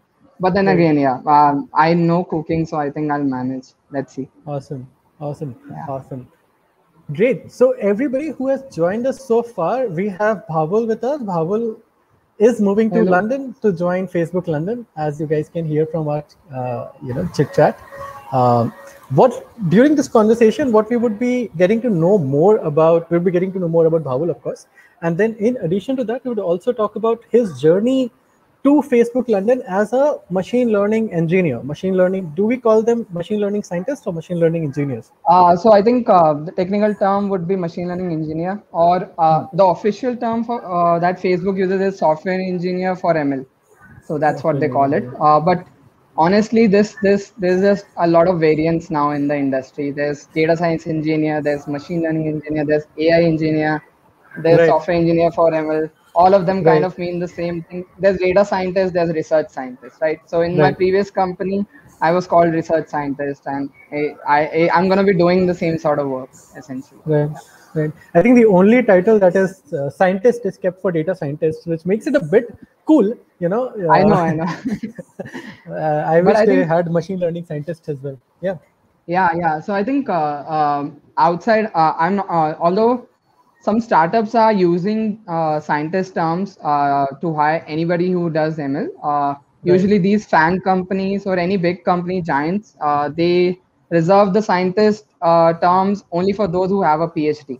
So I've not done my PhD, so I can't apply for a scientist position. Even if the Right. work is same, it's gonna be reserved for those who have a PhD under the name. Yeah. Right. I'm familiar with this particular terminology for Volvo, because I think Volvo follows the exact same thing. Yeah, Yeah. even if you have done your master's, you can only be a data analyst or a software engineer, but the scientist term is only reserved when you have a PhD in the topic. So Right. pretty Right. interesting. Pretty interesting. Yeah. But you have also been a data scientist, right? Yeah. How different is it? Is it significantly different? Is it exactly the same? No, it's kind of the same. So it kind of depends. Honestly, company to company, it differs. Even now, although things have changed and streamlined quite a bit since like I started with my ML career, but even now, I think it depends a lot from company to company. So you could be given a title of research scientist, but then a work might involve mostly data analysis. So that You're can right. still happen, and the other way around could also be true, right? You could be called a software engineer, forget about having any ML thing in your position, but then you might Right. be working on some cool ML stuff. So it comes down to company to company. I think job description is where you get to know about what you're gonna be dealing with. Amazing, amazing, amazing. And we'll talk all about that. But first of all, I mean, I would want to know more about Bhavul, who you are, where Yeah. do you come from? So where are you from, Bhavul? Where are you staying right now? Yeah, so I'm in Delhi. I'm from Delhi only. Delhi is my Okay. hometown. I've been brought up here only, and then I moved to Goa. I studied there. I studied in BITS Pilani Goa Hmm. campus for 5 years. I did my Hmm. computer science bachelor's there and master's in mathematics. Why Goa? So Why not BITS Pilani, the main campus? no, I Goa is just better. Also, I did not score high enough, honestly, to get Pilani campus either. So I was like, We were just fine, talking Goa to is good. Yeah, we Yeah, were just talking to Mohit last week, right? And Mohit said, yeah. I just wanted to go to Goa because I mean, Goa, it would Uh, be so much fun. I think if you send anybody to Goa after a year, Yeah, they would choose Goa over other campuses. So it's true. It's true. I'm pretty sure. Even if somebody was initially planning for Pilani, Goa Yeah. does have that sort of a vibe to it. Yeah. Right. I mean, the work and play balanced, because I Yes. doubt the work and play will be balanced in Pilani or Kharagpur or Kanpur or any of those True. cities for matter. Yeah, Right. can't really say because I've not been there, but I love Goa. If I wish there were big or any good companies in Goa, I would have stayed in Goa. It's just as simple as Completely that. agreed. Completely agreed. I was talking to this design firm a couple of years back. They were based Yeah. out of Goa, and I think some of the best creative work is done in Goa for unknown reasons. Uh, Amazing. So, Uh, BITS Pilani, computer science. yeah. Um, was that your first interaction with computers, or have you been coding for long? No, no. So my first interaction with computers would have been back in sixth or seventh standard. But that was not coding. I think I started coding in ninth standard ish when again, just like Mohit, I think I was introduced to HTML and these sort of things, web designing sort of thing. But from Hmm. sixth standard itself, I did a lot of graphic design. So I worked with a lot of Photoshop Wow. during that time, and I Wow. designed a bunch of things for some websites back then. Hmm. uh, then it went on to front end. In the college, I did some front end work, some designing work, just kind of carrying on to whatever I had learned during school time. But my proper coding experience started in 11th standard when C++ was taught in my school. Hmm. So that's where I was fascinated. Honestly, I was very fascinated by a simple for loop, what it could do, and what all we could accomplish by writing a simple program, right? Right. And that fascination has been there for each and every sort of subfield in computer science. So it was always a known for me that I'm gonna take computer science up. So I was sure from then on that if I'm going into a college, it doesn't matter which college it is, but I want to make sure it's computer science. That Right. I was pretty sure of. And then yeah, it kept on going. I tried almost every sort of thing, right? So graphic designing front end, I've done a lot of back end work as well during college, after college. But machine learning was I was introduced to machine learning in my second year in the summer vacations. I tried to do this course that was becoming very popular by Andrew Ng Oh. on Coursera, the Hmm. original OG machine learning course. Right. uh, Went through that. I was again completely fascinated by what machine learning is. Can do and what it is basically. And then that caught my eye. I tried to take up, from then on, I tried to take up every single course that my university offered related to machine learning. I remember continuously knocking on the door of professors that I want to do some project with them. I even stayed back the next following summers in the campus alone just to work with a professor on a research problem. So that was where the entire machine learning journey started for me. I worked on support vector machines, which are not so popular nowadays. It's a machine learning algorithm, one type of algorithm. And some papers came out of that, but that's where my journey started, and it's just been going on from then on. But yeah, after that, after college, I went into direct eye. There I joined as a software developer. So initially I was just working on backend stuff. Slowly I transitioned into some machine learning projects, and then since then it's just been machine learning. Machine learning, data science, machine learning. Yes, data Amazing. science. Amazing. So we have just one quick question that I would want to answer. Joyjeet Pal. So Joyjeet, what we are talking about right now is Bhavul's journey. Bhavul's journey to Facebook London as a machine learning engineer, and what sort of helped him in that journey. What worked, what did not work. Make sure that we can learn from maybe any mistakes that he has made, and make sure that we are able to avoid that, and we are able to help more people move in that direction if they want to. Right. We'll also come to that question, should they or should they not? We'll also come to that question on when is it okay to choose machine learning, when is it not okay to choose machine learning. Great. Awesome. So Facebook London, right? I mean, before Facebook London, you were working at Zapper. Yeah. What does Zapper do? So Zapper is a company in a media advertising space. Their primary source of revenue is through advertising. They help advertising agencies and advertising partners to kind of build a strategy as to for offline advertising where they should be advertising, right? Which channels would give them the best yield of reaching out to the target audience while still being able to optimize their cost, right? So that's their primary source of revenue. It works. The entire backbone is a lot of data, right? So they have some patented signal processing tech through which they're able to identify like who is watching which TV program at a given time. Okay, so now this is obviously integrated into some applications and platforms, and it happens via a consent form. But whoever signs up, we can obviously through this way in an anonymized manner get an idea of who is watching what sort of a serial or what sort of a TV show or what sort of a movie, and that sort of a data is quite helpful in then identifying which sort of an audience a particular advertising agency should cater to and which channel are they usually on a given time and date, right? So that's where the backbone is built up. Recently, Zapper has been trying a lot of new things in voice domain, so voice and speech domain. So they're working on some new speech tech, and it's all in-house, the speech recognition to the chatbot building process. And we're trying to work on voice bot related technologies wherein we try to work with certain clients and try to solve their problems of automating part of their customer center calls, at least the more common use cases. So these are some of the things that Zapper is working on right now. And there are a few other projects that Zapper worked upon that I was when I was in Zapper. Now it's been a month. I miss Zapper quite a lot. It was an amazing place to work, actually. And it gave me the opportunity to actually own up a lot of modules and work on all the cool machine learning stuff there. Right.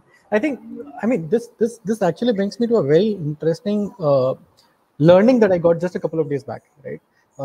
Machine learning in itself does not have implications only towards fan companies. It has implications all around. For example, just a couple of days back, I'm a big time automotive fan, right? I think most guys are.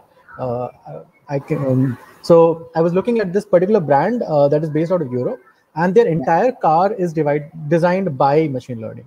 So not a single person is involved, and they have brought down cost by 95%. So nice. 99%, sorry. So the cost to develop a hypercar usually is 500 million. Just because a machine is doing it and no human is involved, the cost to develop that car was just 5 million. 500 That's million, amazing. 5 million. Yeah. And Yeah. I think the implications of machine learning is very, very wide, right? It's Yeah. across the industries, and I think that is one of the biggest places for people to experiment, learn, and try. That's So true. among all of these opportunities, what made you choose Facebook? Because Facebook has been doing the same thing for a very long time, at least to the outside world.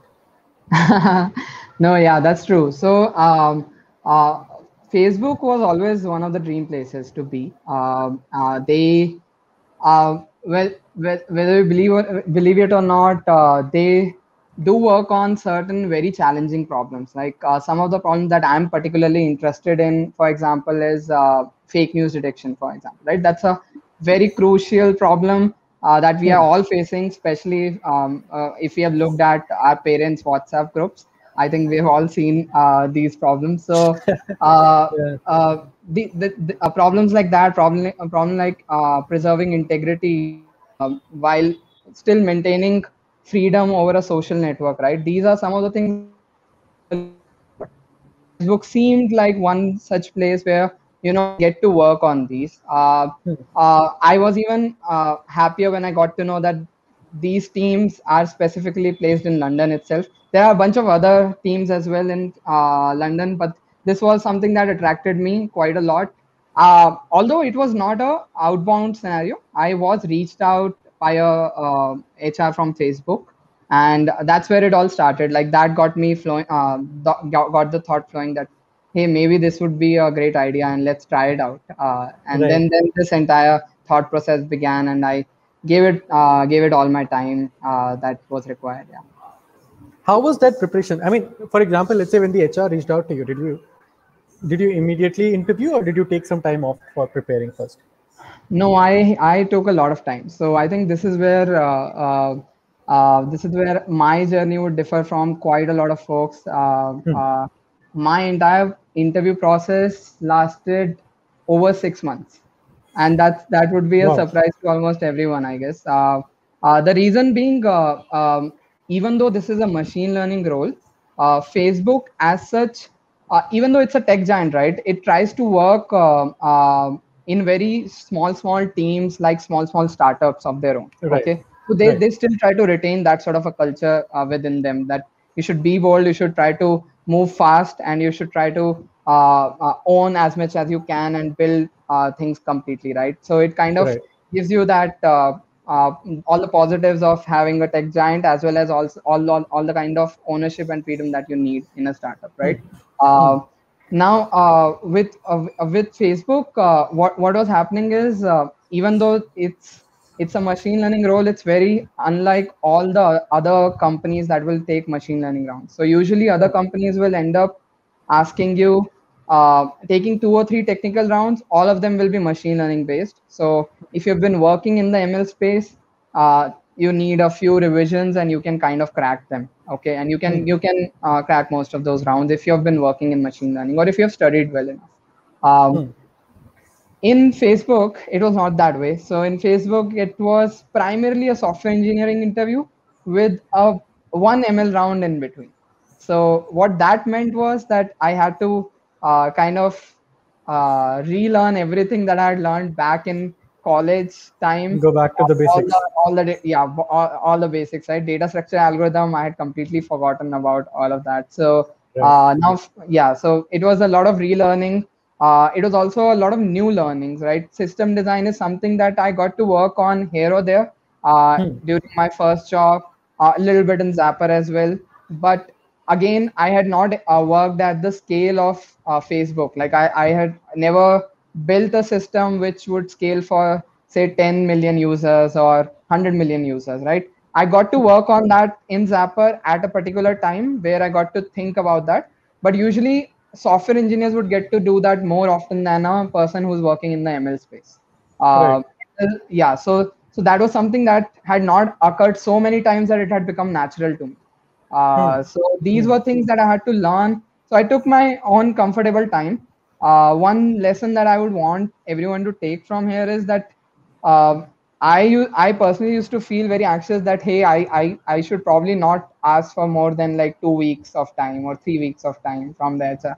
But it's Right. completely fine. You know, I through my preparation, one day I was reading some blog where a particular guy, some lead engineer, had basically broken down how much it costs to a company to hire a person or reject a person, right? Any candidate that gets rejected, a company loses close to $5,000 on them. Wow. And that's a huge cost to a company, right? Yeah. So if they would be more happy if you take your own time and prepare well and then Right. appear for the interview, because they're going to lose more than you would actually Right. from a business, Right. right? So yeah, so that's what I can talk more in details as to what rounds were there and how much time I took for each of them. Hmm. But yeah, I took several time. Yeah.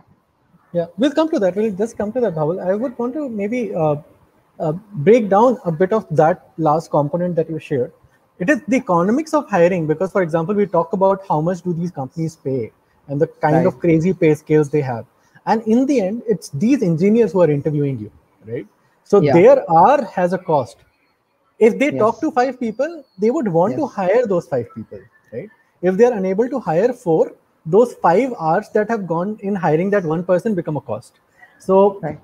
if any, I mean, I think what Bhavul also put together very well is take as much time as you need, because the companies also want you to do your best and hopefully come on board and work with them, right? No company is Right. trying to reject you.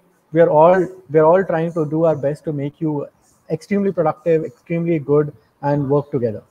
Um, can you, before we go to the interview pattern, can you give us a quick overview of your preparation plan? What was that six Right. months preparation plan? Where all did you spend most of your time? Okay, so my initial plan was just 2 months long. Not it was not supposed to go 6 months, but this is a common problem that I think software engineers deal with. That spillovers happen. So Yeah. now my initial plan was that I need to do well in all of these rounds. Right? There was primarily a coding round. There were a few coding rounds, Hmm. which were data structures and algorithms. Hmm. There was a system design round. There was an Hmm. ML system design round, which is Hmm. not the usual ML rounds that startups take. Um, so it had to be completely new sort of learning as to how you need to structure your answers for any sort of question that appears in this. Hmm. And again, then there was behavioral, for which there isn't too much of prep needed, but I can talk about that later, right? So these were the 4 rounds. I was primarily focusing most of my time for the preparation on the first three. Okay. And for coding, I think my initial plan was that okay, I need to. I was scared of coding, honestly. So I've not been that guy who used to always do well in data structure algorithm. I've been a good problem solver. If you give me a good problem, software to build, an application to build, I'll happily Hmm. do that. Okay, and Right. and it's not like I'll write very bad code or anything like that. But somehow just this idea, like if we go 1 year before this, and if we were having this conversation, I would not feel very excited about solving a DSA problem.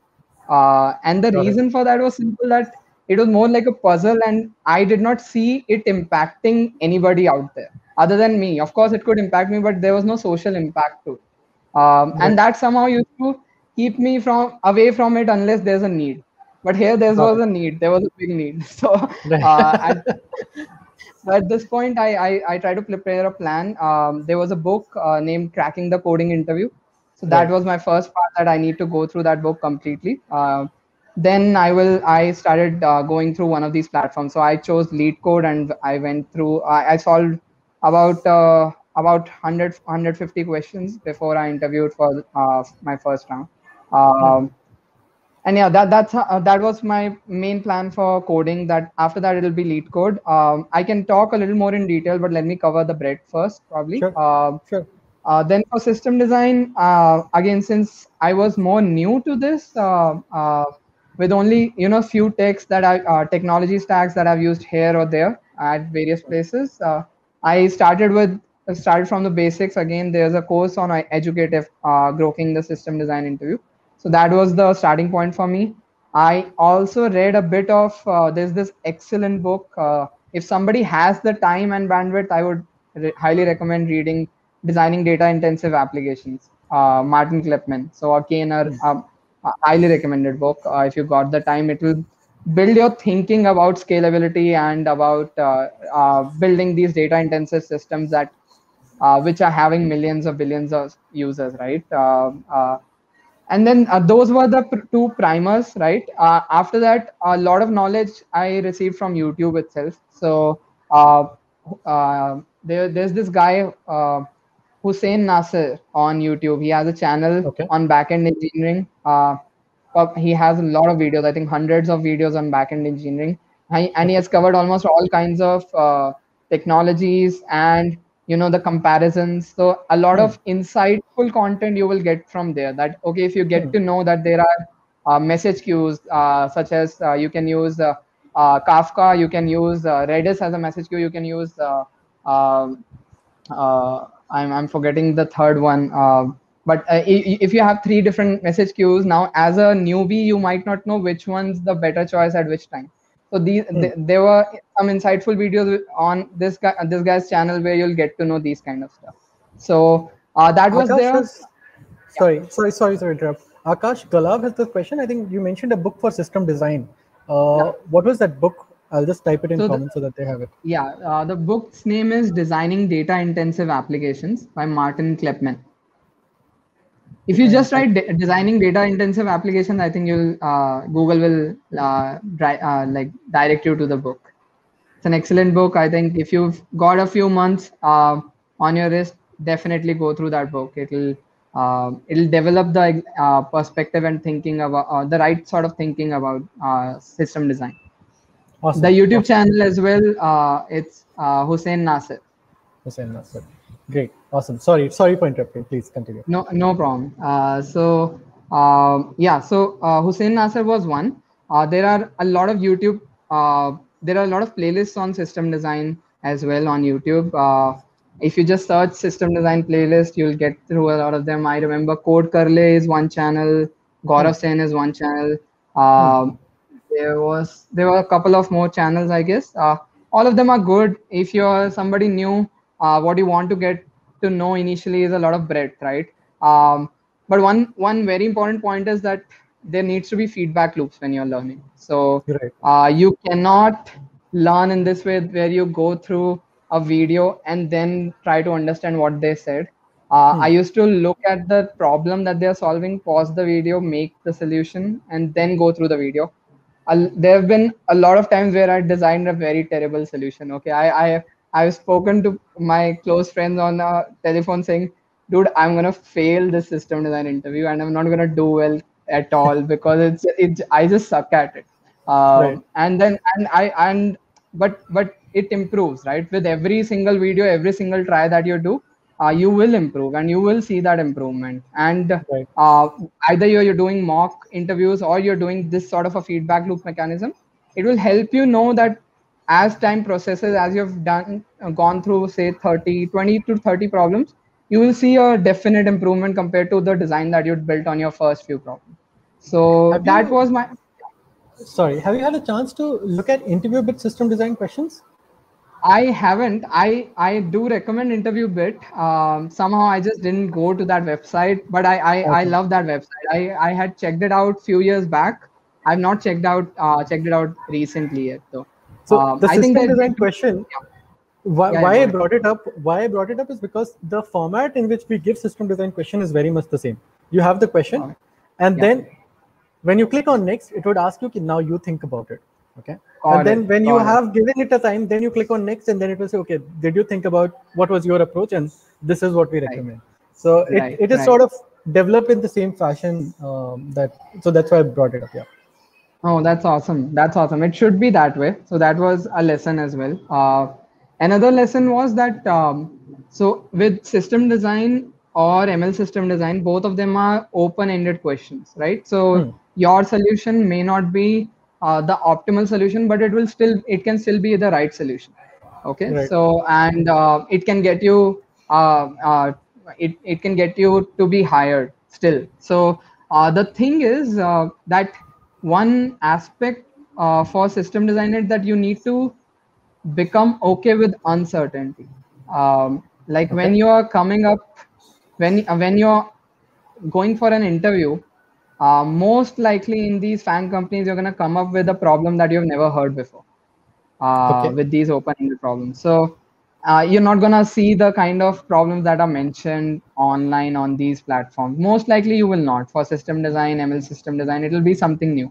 Now, when you come across something new, you need to be prepared, and you should have gone through enough of such problems that you're okay with any new problem. And that's another thing that I learned, that which makes mock interviews very, very crucial for system design, I think, because you are experiencing that exact same nervousness, anxiety, whatever goes on in an interview, and you have to experience it so many times that you become okay. Now throw me a problem and I'll try to take a stab at it. Right? It should not be that, oh shit, I've not seen this problem at all. I don't know which pattern it belongs to and what should I do with it. You have to get from there to this other place where you get a problem and you're in that mode that, okay, I'll take a stab at it, and this is what I'm thinking about. I have a question at this point. So for example, let's say system design, is it specific to the level at which you were interviewing, or is that asked across all levels? That's a very good question. So I think Facebook has levels in their hierarchies for software engineers. So from I'm not sure of their E3 levels and below, but E4 and onwards, which is categorized from senior engineers to tech lead to so on, managerial positions. I think system design stays as a constant round of interview. Some positions will even face 2 system design interviews.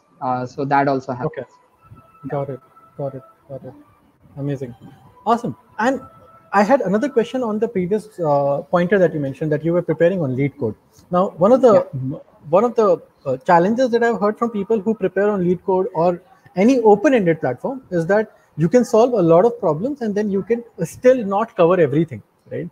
So what was your approach to make sure that you have some self-discipline to make sure that you cover a bit of everything and not just stick to something that you like? Because that's what people end up doing, you know.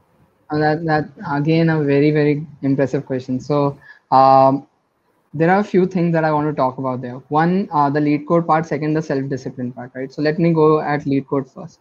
My LeetCode started after I was done with cracking the coding interview book in its entirety. So which meant that I have gone through each chapter, each sort of type of data structure and algorithm sort of problems on their own, right? So initially, when you're just starting new, it's good that you take up a sort of problem like arrays problems or strings problem, and then you try to solve only a bunch of questions related to that sort of topic, right? But once I was done with the book, and I try to code all the exercises also that were mentioned in the book for every chapter, as many as I could. Once I was done with all of that, that's when I moved to LeetCode, right? And that's where I moved to a completely random solving, because it will be random at the end, right? So you will not know what sort of question you're gonna get, and it's pretty important that you become okay with a new question appearing from a completely different topic. So that's where I started with LeetCode. Another thing that I tried on LeetCode was I used some extension to hide the difficulty level altogether. So so when I'm solving a LeetCode problem, I open the problem, and my mind is not biased by seeing if it's an easy, medium, or hard problem, right? Because you will not know these things when you're actually appearing in the interview, right? So that was another thing that I tried to do. And that used to make me very happy when I used to solve a hard question in like 20 minutes or 15 minutes. That used to happen. And then realize it's a hard problem. Yeah, then realize it's a hard problem. So there are some extensions like that. If you just search for LeetCode in Chrome extension, I think you'll get through one of those. No, I think which hides if somebody from LeetCode is listening, please, this is a very important feature feedback. You should build this feature so that people don't have to download extensions. That's true. But yeah, I did that. I also tried to, initially I was trying to do some there are some 100 top interview questions. I was trying to take a stab at that, but later I just purchased the premium account from LeetCode, and there were questions there which have seemed to appear on previous Facebook rounds. They were tagged with Facebook, so I tried to make it more focused because I was only targeting Facebook at the time. So that also helps, I think, because one thing that I realized quite later on was Facebook. It seemed so. I'm not too sure again on this, but it just seemed that Facebook was not asking a lot of dynamic programming related questions as much as say some other companies do. So, so just doing slightly more focused way of solving DSA problems will help in such manner, right? If a company is focused towards a certain kinds of question and not towards certain kinds of questions. Got it. Got it. Yeah. Interesting. And maybe before we take up some questions, one last question that I have been waiting to ask the whole day before we get into this session. So, machine learning is definitely a buzzword, right? Yeah. I mean, it is very safe to say that it is one of the top buzzwords in the tech industry, right? Everybody who talks about any new product, oh, we have applied machine learning, oh, we have AI. When is it okay to chase after machine learning, and when is it not okay to think about a career in machine learning? All right. So honestly, I will be a very my opinion might be a little biased, right? Because I believe machine learning will be. I am sticking to this because I am fascinated by all the aspects of what all it can enable us to do in future, right? I believe that it will get us in a couple of decades. It will be one of the primary factors which gets us to a future place where we are right now will seem very archaic, right? So maybe children or children of ours will feel that you lived in some very old age times. So that's where I think it can get us, right? And that's why I think it's going to become an important aspect of software engineering in any way, right? Regardless of whether you chase after it or not. Now, whether I can talk a little bit about where the industry is right now and what you get to do if you are getting into machine learning and what you don't get to do, and what kind of myths are there, and how I can try busting a few of those, right? So now as a machine learning engineer or research scientist or data scientist, you should understand that the good part is that you're going to mostly work on some cool problems. Okay. The reason is that people are going to come, a business is going to take up a problem with machine learning only when they are kind of sure that it can't be solved via plain old engineering. Okay. If they are doing the other way around, I don't agree that's a great way to do it actually right now. And this is not just me. Even Google says so, that when you're starting with a product, start with engineering. So engineering will get you 50% to where machine learning can get you with some very basic rules, right? So once you have inherently you will get to work with very cool problems which will make you think that, hey, this is something complex, but this is something that can be achieved only by machine learning at this point. And that inherently has a cool factor of its own, right? But how in reality any problem with machine learning is built on data, so it's not built on you using your own logic and writing out the rules, right? Usually with a problem, like for example any DSA problem, you are thinking about the logic, right? You're not writing a program which will write the code for the DSA problem. With machine learning, what you're doing is you're relying upon data. There are a few algorithms, there can be few tweaking around these algorithms, but there are a bunch of algorithms that work, and what you have to work on is building and having good data with so that these algorithms can do the job and solve your problem, right? So a lot of work for a data scientist or a machine learning engineer is about building this data properly, right? So so any new problem you get, maybe 5% of your work will go into initial research of what people have done or how people have tackled this problem, after which you will be spending 55% of your work just building the data correctly. And by building the data, I mean getting the data, whether it by scraping, whether it's by writing on your own or hiring agencies to do it for you, and then pre-processing the hell out of it, right? So you will write a bunch of scripts to kind of get it in the form so that these algorithms can learn properly from it. And then there's the cool part, which everyone thinks is cool and which every course also teaches you online, right? Most of the courses when they're teaching machine learning are going to talk about these algorithms, that what are these algorithms and how they can learn to do something, right? It is the core aspect, but in your job it's gonna take up only 10 to 20% of your time. Okay. Awesome. So So here's where you are trying to, here's where you get to tweak around these algorithms, try to see which algorithm works, which doesn't work, which one will scale, which won't scale, and just try a bunch of them. And it's an iterative process. So if again, you're the kind of person who doesn't like iterations, machine learning might not be the place for you, because machine learning, and why jobs are called scientists, is because it's based on science and not engineering. So there's this science aspect to it, that you try out something and it may not work at all.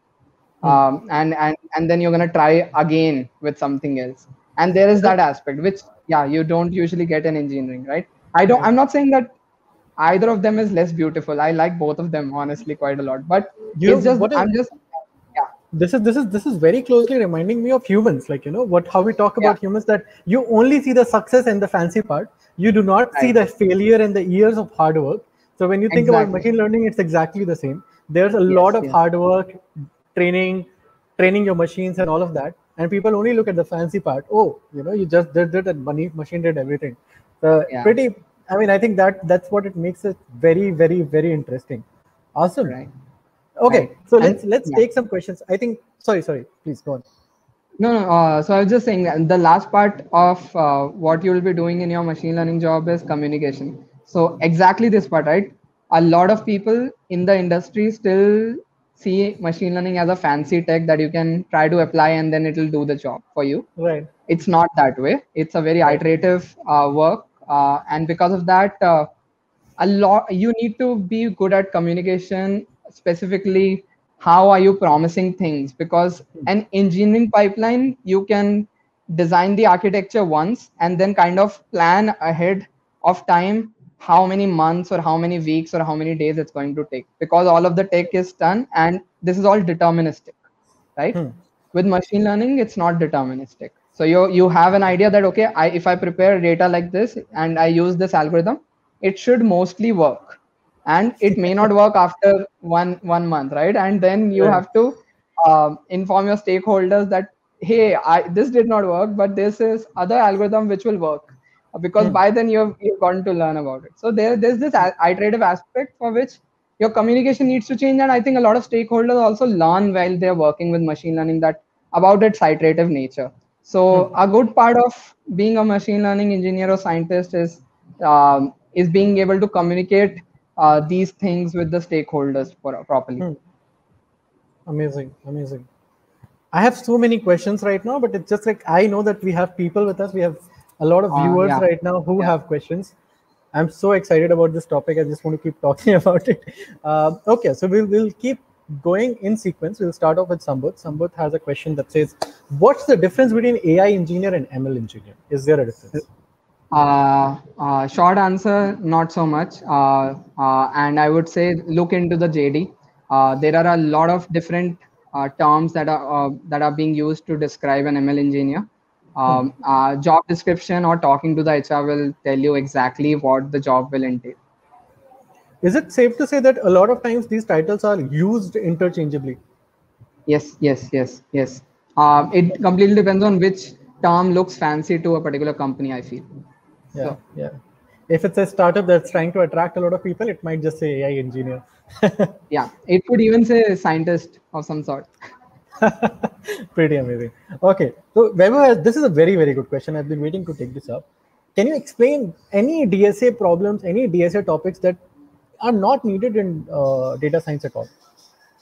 Not needed. So here's the thing, right? If you're appearing for most of the companies, right? I'm pretty sure that these tech giants will take data structures and algorithm rounds. If you're appearing for an ML role, even if you have a PhD. But other than that, most of the companies will not. Or even if they do, they will have a very simple round. So because most of your work is not going to be centered around the kind of things that an back-end engineer or a front-end engineer would be doing. So the work in itself is quite different, right? There is some aspect of coding involved. Of course, you need to be a good coder. But then DSA is something on which not a lot of people test you, right? Most startups will not.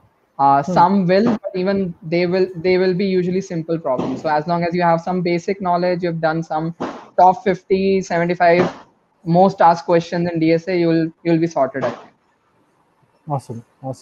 But is it like if somebody has a very strong base in DSA, I think it doesn't hurt. It's always good. No, it doesn't hurt at all. It helps only, right? Because I think one thing that I learned by solving a DSA is it does train your mind quite a lot. Right. Thinking Intuition logically. building. Yeah, intuition building. Yes. Amazing. Amazing. I think we have covered this to a certain extent, but if you could, like, for example, how many rounds did you have? How many were machine learning and how many were DSA and how many were design? Yeah. So there will be total 6 rounds that you will have usually. One would be a screening round initially, tech screening, which will be a DSA round. And this is an elimination round. So if you do well, you proceed to on-site rounds. If you don't, you're out. On-site, once you've proceeded to on-site, you will have all the rounds. There'll be 5 rounds there. There'll be 2 coding rounds again, which are again same DSA sort of rounds. Could be slightly harder problems. Then one system design round. General system design, any backend engineer usually is asked. One ML system design round, which I just realized that we have not covered too much upon. That if we get some time, I can cover a little bit of ground on that. And one behavioral round. So that's the rounds that you will have. I did have 2 extra rounds because for one of the round it did not go that well, but my communication was very well and my method of approaching the problem was interesting to them, so they thought they should have a stab at it. So and that's what happened with me. I did not do well in actually a couple of rounds, and then but they still felt that I was approaching it in a nice way. So sometimes that helps. I think that again goes to prove that the companies are not trying to reject you. The companies are actually hoping that you make it through. Awesome. There are a couple of questions for Scalar, which maybe I'll just take up. So how does Scalar help to get into big data engineering positions in FANG companies? So Alok, Scalar is a program that helps you strengthen your entire DSA and strengthen your entire system design, right? So if you come into Scalar, you have you have a beginner, intermediate, and advanced batch, and they help you to brush up on your entire DSA, your advanced data structures, everything from dynamic programming, bits, arrays, manipulation. You will solve so many questions that you cannot think about. And then we'll also touch up a lot on system design. So that helps you make your resume and your interview experience a lot better. Okay, awesome.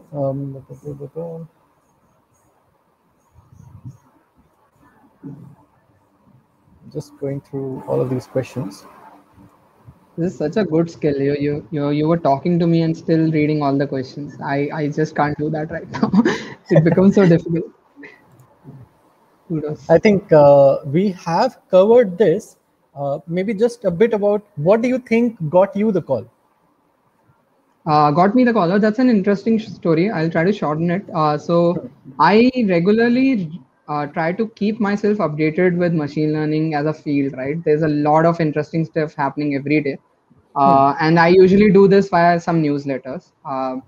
Now, one of the times there was this GPT-3. I don't know how many people in the audience have heard of it, but it was an algorithm that came out that did a lot of things at once without training it automatically, right? So, and it was done by OpenAI, the company headed by Elon Musk. So, they when it came out, before it got all the mainstream attention, I had basically just posted a simple post on LinkedIn about it, about my own thoughts about it.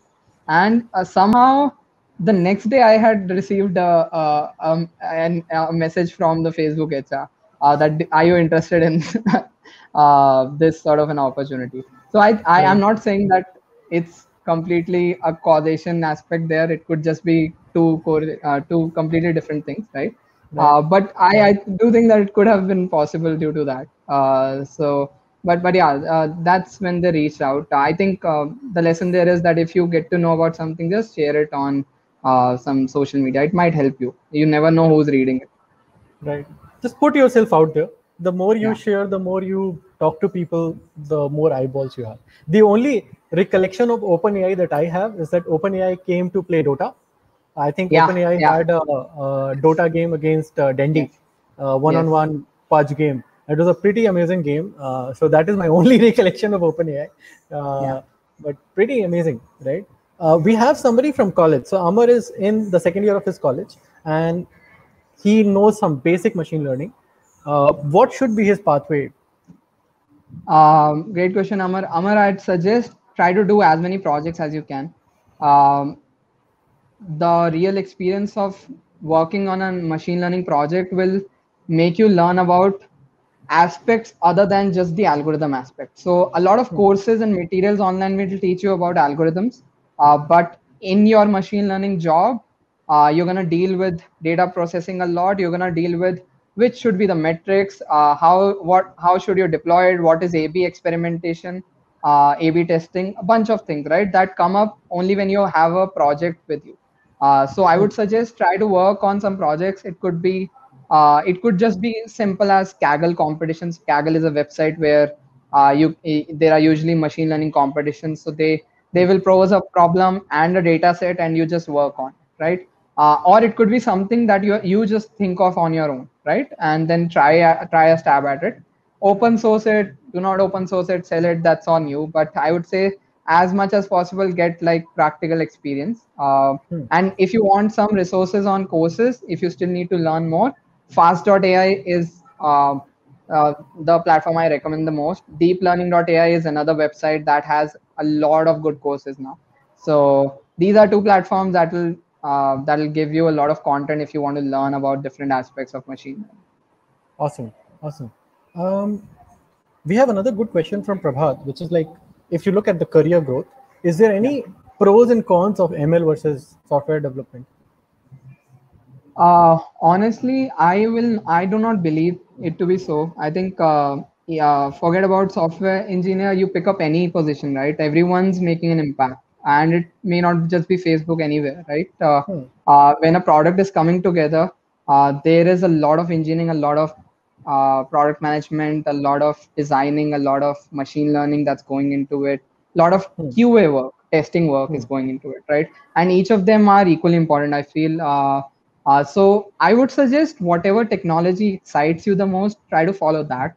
Like listen what seems to be exciting. What if you and if you haven't, if you are at that place where you don't know what's exciting, just try out a bunch, right? Maybe in the course of next 6 months, pick something from machine learning, pick something from backend engineering, pick something from front end, right? Maybe pick up React here, pick up Kafka in backend, pick up trying to do some Kaggle competition on machine learning, and try all of them and see which seems most exciting to you, right? And then go ahead with that. Right. Pretty amazing. I mean, I think we have another follow-up question from Vaibhav. I think we discussed about Amar's career journey. What skills should a fresher have when they are approaching data science? Do data science jobs expect a lot from a fresher? Nowadays, I know software engineering expects a lot. Like even if you're a fresher in software engineering, you should have done a lot of work. Yeah, so I think machine learning is always I don't think that a lot is expected from freshers. So what's expected is that you are willing to learn. As a fresher, I think that's the most important aspect, right? If you really want to learn to do this well, right? The passion aspect or the willing to learn and solve problems, that aspect is the first most critical thing for me to hire somebody. The other things would be that yeah, you need to have show some sort of interest, right, in some way on your resume. That will help a lot. There will be nowadays, I think a lot of companies have opened up taking freshers for machine learning positions.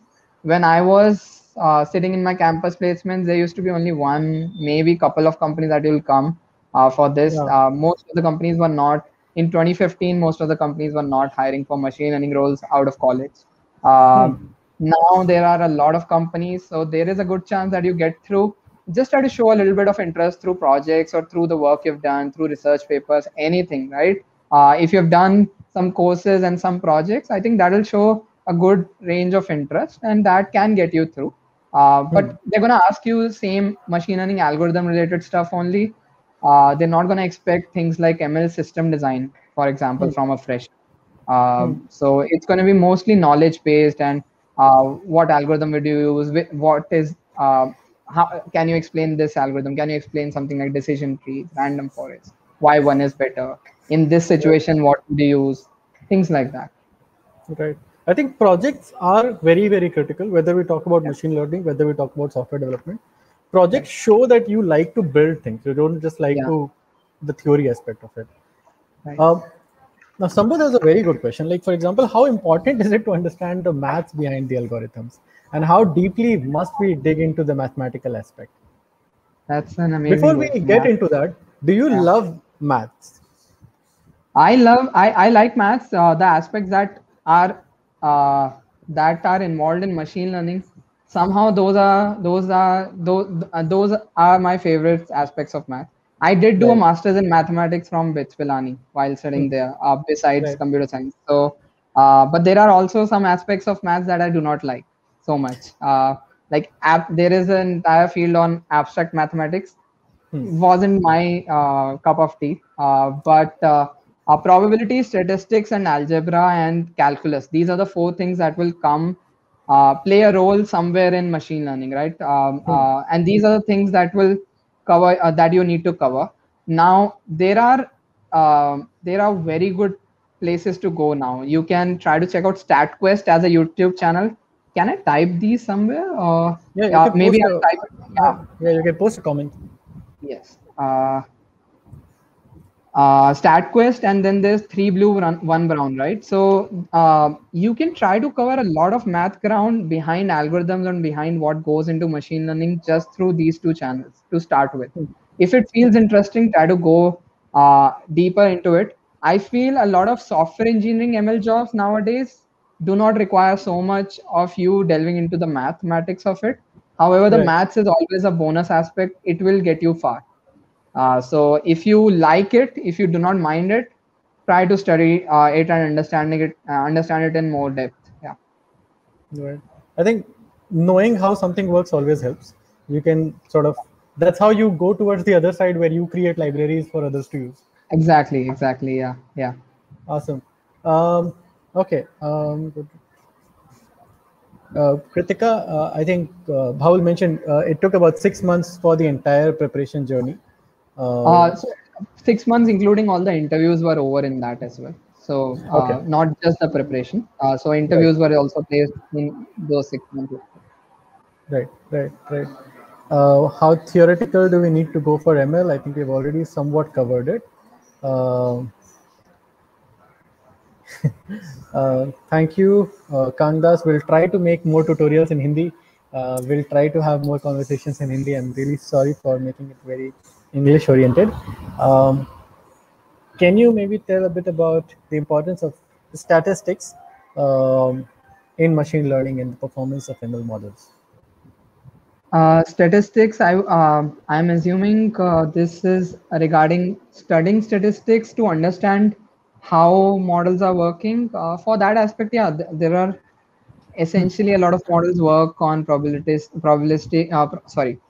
and statistics. So you will come around with terms that are often found in statistics books or probability books.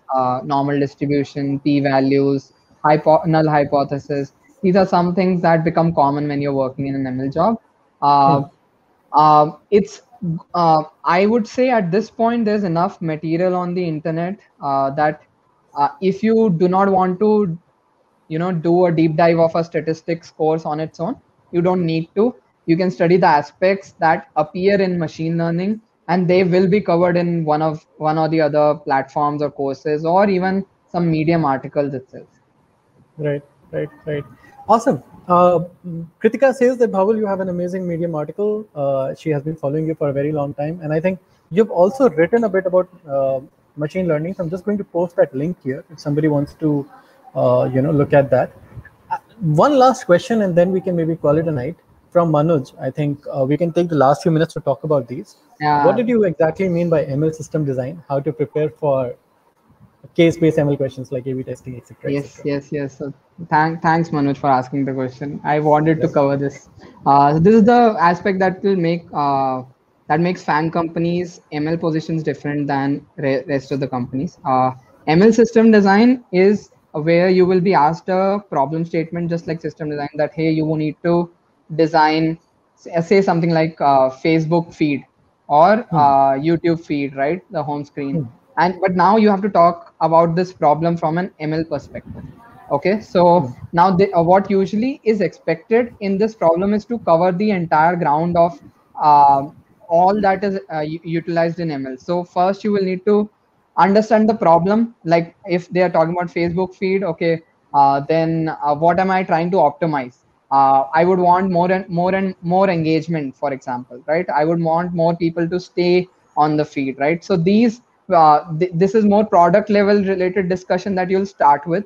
You'll talk about the problem itself and what sort of metrics you will be following, right? Because any machine learning problem you're solving, you are gonna be looking into some metrics to see if this is going well or it's not going well. So metrics becomes a part of it. You need to discuss metrics. Then you go on to discussing about the data. So what data will be available to you? So you have to think about, okay, if I'm designing a Facebook feed, and my idea is that if a person logs in, I'm able to show relevant recommendation of posts, images, videos, etc. to the person. Then what data do I have available with me as a Facebook engineer that I can utilize for this? Okay, so you need to think about user profile data that will be available to you. Uh, uh, Maybe data about what day it is, what time it is it a holiday, right? A bunch of things about what sort of data is available to you. What sort of groups is this person in, what sort of friends does he have, what sort of topics has he liked, right? This becomes your data. So you have to think about what would be the data part, right? So you're not given any data set. You have to come up with what would be the features that you will be using in your machine learning problem here. Okay, and you come up with that feature set. This is called the feature engineering part. So we covered problem statement, metrics. Third is feature engineering. You try to then talk about, okay, if I have these features and this data and these metrics, what algorithm will I use? Okay.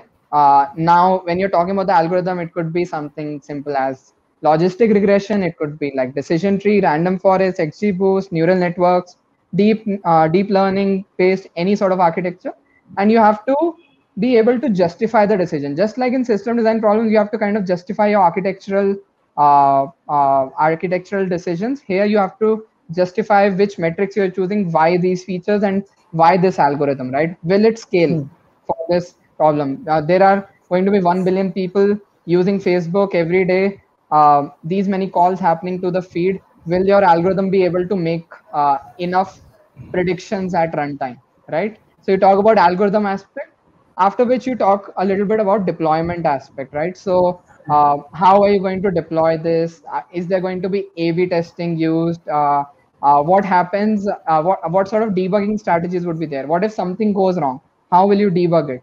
Are your models interpretable in nature or not, right? So these are some sort of questions that you try to cover in the deployment aspect. That what if something goes wrong? How are you going to tackle it, right? So when you're given a ML system design problem, you have to kind of cover ground on all of these topics one by one, go through each of them and go into a little bit of depth of each of them. And if an interviewer wants you to talk more about any particular topic, you need to talk more about that particular topic. But yeah, that's the idea. Time management becomes very crucial because each of these topics can easily take up half an hour if you want to. So it and it's on you. The onus is on you to kind of strictly shortly cover a particular area and move it to another area and make sure that entire ground gets covered. Understood. We have one last very quick question. How important is data engineering for FANG if applying for machine learning or data science role? Yeah, so I think data engineering is important because data engineering, I feel at this point, overlaps quite a lot with what you learn in system design. So when you're dealing with system design problems that would be asked as at FANG companies, they're gonna ask you things which scale up to billions of users, and they are usually going to ask you things which are running on their product. So maybe a feature on Facebook or on YouTube or something like that. So in that case, there is already a billion user platform. So there is a lot of data. So when you're dealing with data engineering, a lot of the lessons there overlap with the system design part, I feel. So you can, I think it becomes pretty important. Awesome. Great. Thank you so much for your time, Bhaval. I mean, everybody who is watching us right now across LinkedIn, YouTube, do let us know in the comments if you would like us to roll out a machine learning data science course. And if so, what would you like to see in that? And thank you so much for taking out time on a Friday evening and talking to us. No problem. It's been a pleasure. It's been a pleasure. I also want to thank everyone who came here. This was my first live stream, I think, in life. So sorry if I fumbled here or there, but I No, guess it was I think, helpful somewhat. yeah, it was very, very educational, and I'm pretty sure that all of us, everybody, can we guys get a quick response? Did you guys find it helpful? I'm sure that if you guys can just say yes in the comments. Also want to just tell out that I am writing some more blogs. They are still in drafts, but I'm gonna share in much more depth about each of these rounds and like how you can prepare with whatever resources I use, right? So there's like a huge Notion directory I have of all the links I used. I will be sharing those in the coming weeks. You can follow me on Twitter, LinkedIn, or Medium Yeah. if that's gonna help you. Please do. I mean, Thank you please so do. much. Yeah. We'll comment down all the links to Bhaval's profiles so that you can very, very easily connect with him, follow him. If you guys want to hear from, if there is anyone you want us to interview in future, anyone you would like us to bring to the platform so that you can hear from them, please comment with their name, tag them, let them know that you want to hear from them, and we will do our best to get them on board. Awesome. Thank you so much, Bhaval. We have so many Thank people you so who much, have Saurav. had a great time. Amazing. Thank you so much, guys. See you again next Friday. Have a good night. You all would have heard this term at least once in your life. Such is the kind of buzz that artificial intelligence or AI has created. Almost everything in today's world uses AI in some way or the other, be it your daily Netflix recommendations or predicting the stock market prices. With more and more data being generated each day, the need for technologies like AI is now more than ever. So, what really is artificial intelligence? AI is the science of simulating human behavior in machines that are programmed to perform tasks like humans and mimic their actions. Any machine that exhibits human like traits such as problem solving and learning constitutes AI. Ever wondered about how a Tesla drives by itself from one place to another without the intervention of any humans? This is possible due to AI. You would be surprised to know how that AI is not a new technology. It all started with the simple question, can machines think, which was asked by mathematician Alan Turing in the year 1950. A side note, Alan Turing was the man behind decoding the Nazi encryption machine called Enigma, which led to the victory of Allied forces in the World War II. The term artificial intelligence was first coined in the year 1955 by John McCarthy from Dartmouth College, Nathaniel Rochester from IBM, Marvin Minsky from Harvard University, and Claude Shannon from Bell Telephone Laboratories. The first artificial intelligence program, The Logical Theorist, was presented by Alan Newell, Herbert Simon, and Cliff Shaw at the Dartmouth Conference in the year 1956. The program was designed to mimic humans' problem solving skills and went on to prove 38 of the 52 theorems of Principia Mathematica by Whitehead and Russell. From imitating mere problem solving skills to currently building driverless cars, we can see the significant improvement of AI over the years. Now, how does AI work? The main principle of AI is feeding input data, processing it, analyzing it for any patterns or correlations, and then using these patterns to make predictions or future decisions. Therefore, it emphasizes on three human like behaviors: learning, reasoning, and realizing. Learning. In this stage, the main focus is to acquire data and make rules or algorithms as to how we can turn that data into something useful. After defining a certain number of algorithms in this learning stage, we now have to choose which is the best one for the task. This is done in the reasoning stage. In the realizing stage, the algorithms are trained over and over again with the right data to ensure that they provide accurate predictions and make important decisions. With that, now we will look into four major subdomains of AI, namely machine learning, deep learning, natural language processing, and robotics. We will now be discussing these in detail. Firstly, let us look at machine learning. Machine learning or ML is the idea or the science of computer programs that can automatically learn from their previous experiences and adapt to the new challenges without any human intervention. It is one of the most used and demanding fields of AI, and that is the reason we'll be discussing it more in detail. The machine learning algorithms are coded in certain order to perform tasks, analyze, and predict information from the given data. And depending on the type of data that is available and what they want to be predicted out of the data, ML algorithms can be divided into three types. Supervised learning. Supervised learning algorithms are the most commonly used type of algorithms. You may ask why. It is due to the fact that they're simple and easy to implement. The input is in the form of label example pairs, which are usually in a text, spreadsheet, or a CSV file. These label example pairs are fed one by one to the learning algorithm, allowing it to predict the right label for each example.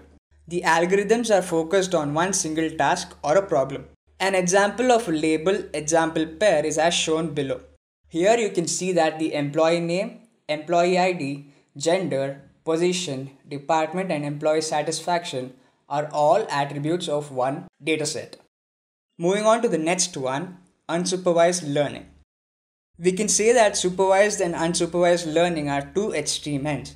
Here we do not give a specific target for the model, nor do we give it a feedback. Instead, the machine only has to find a way to learn by itself. Input data is usually in the form of unlabeled data and unstructured data, which is basically data that contains missing values or unknown data. Examples of unstructured data include text files, flat files, system logs, etc. Moving on to the next one, we have reinforcement learning. The models in reinforcement learning are trained to make not one, but a sequence of decisions in an interactive or a complex environment by using the feedback from its own previous experiences and decisions. Here, the models use trial and error methods. An example of this would be self-driving cars. The input data here consists of data from a wide variety of sensors on the car. If you guys want to know more about machine learning, there is a dedicated video for that, for which I'll be providing the link in the description box down below. Moving on to the second subdomain of AI, deep learning. Explaining this will be easier now as we already know what machine learning is. We can say that it is a type of AI that teaches a computer to behave exactly like that of the human brain.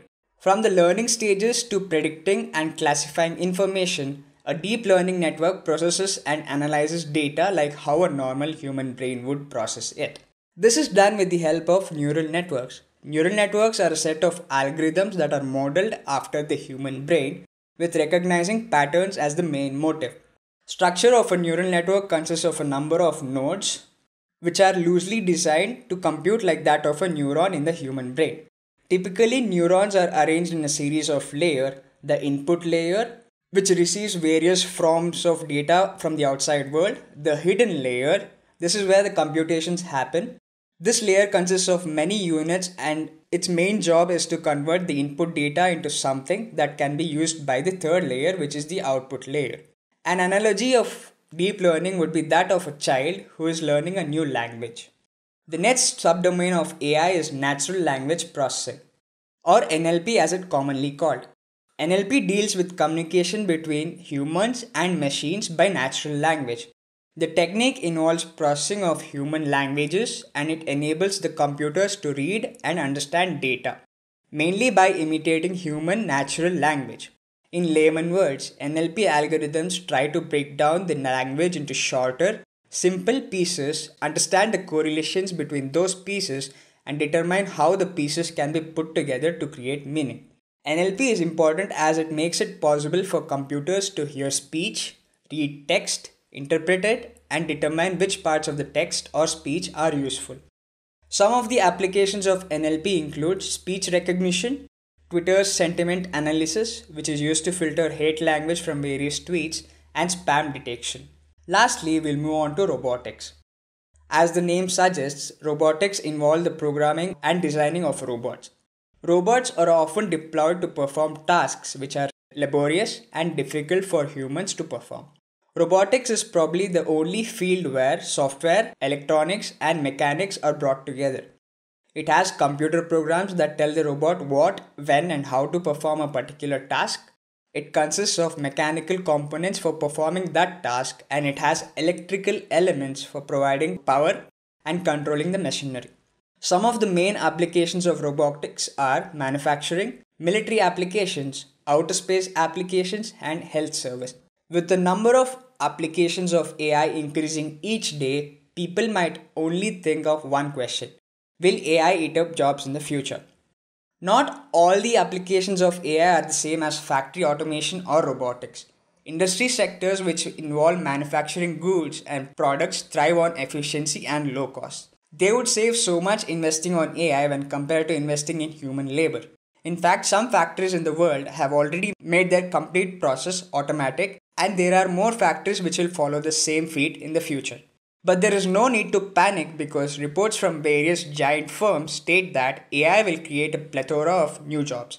Experts also think that if anything AI will do in the future, it will be creating new jobs. The jobs we don't even know that they existed in the first place. In fact, PwC predicts that over the next 20 years, AI will create around 7.2 million jobs in the UK alone. That being said, yes, it will displace some jobs, but not all the jobs in the world. I hope this gave you some clear cut insights on what AI is, how it works, and the subdomains of AI. Please do subscribe to not miss out on more such content. Keep learning, and goodbye. Hello, everyone. How are you? Cool. So I guess we can quickly begin with our introductions. So Tarun, would you like to introduce yourself? Sure. Hello, everyone. Welcome to this live stream. My name is Tarun Malhotra. I am a lead software engineer at Intuibit. Before Intuibit, I was working at DirectEye. And yeah, that's about me. Hey, Pragya. Cool. So as you can see, my name is Pragya Agrawal, and I'm also a senior software engineer over here at Intuibit. And I'm also an instructor at Scalar. Right. So you guys have probably seen both of us in many of the previous videos at the Scalar YouTube channel. So yes, today's topic is a very interesting topic, right? Since you all know that AI is the new thing, right? AI is the upcoming thing. So today's topic is going to be, first of all, what is AI and what will be the impact of AI on our lives? So will AI be taking away our jobs, right? Or basically, what kind of jobs will AI take away? What kind of new jobs will AI create? And how do we prepare ourselves for the future? Okay. So yes, let's begin with Tarun. So Tarun, how do you define AI? What do you think AI is really? Right. Okay. So first of all, guys, as Pragya said, all of us are worried about that. Hey, what kinds of jobs will AI take away? But before that, what is AI? What is artificial intelligence? So let's talk a bit about that. Basically, what we have been trying to do, we have been trying to utilize the computation power of our computers and trying to ultimately mimic. Hey, Pragya, am I audible? It seems that there is some. Yes, so there's some lag in your audio, but yes, you are audible. Can you just? Okay, I think Tarun is gone. Let's just wait for Tarun to come back. In the meanwhile, let me basically introduce what AI is. So if you look at it from the perspective of the science of AI, right? Then AI, the ultimate goal of AI is to basically create something that can mimic a human mind, right? So we are trying to create an artificial brain. That is what artificial intelligence is all about. Right now, you can think of AI from a lot of different perspectives. So one of the perspectives that you can take AI from is basically AI research concerns itself with a lot of things. One of the things is what AI really is. What do we really mean by intelligence in the first place? Right? What are the capabilities of intelligence? How do we produce intelligence? Right? All these things are part of the AI research, and there are some philosophical considerations as well. So, what is consciousness? What is free will? All those different things. However, as you can understand, we are not here to talk about those philosophical parts of the AI. We are here to talk about the practical scenario. Basically, what can AI do for us?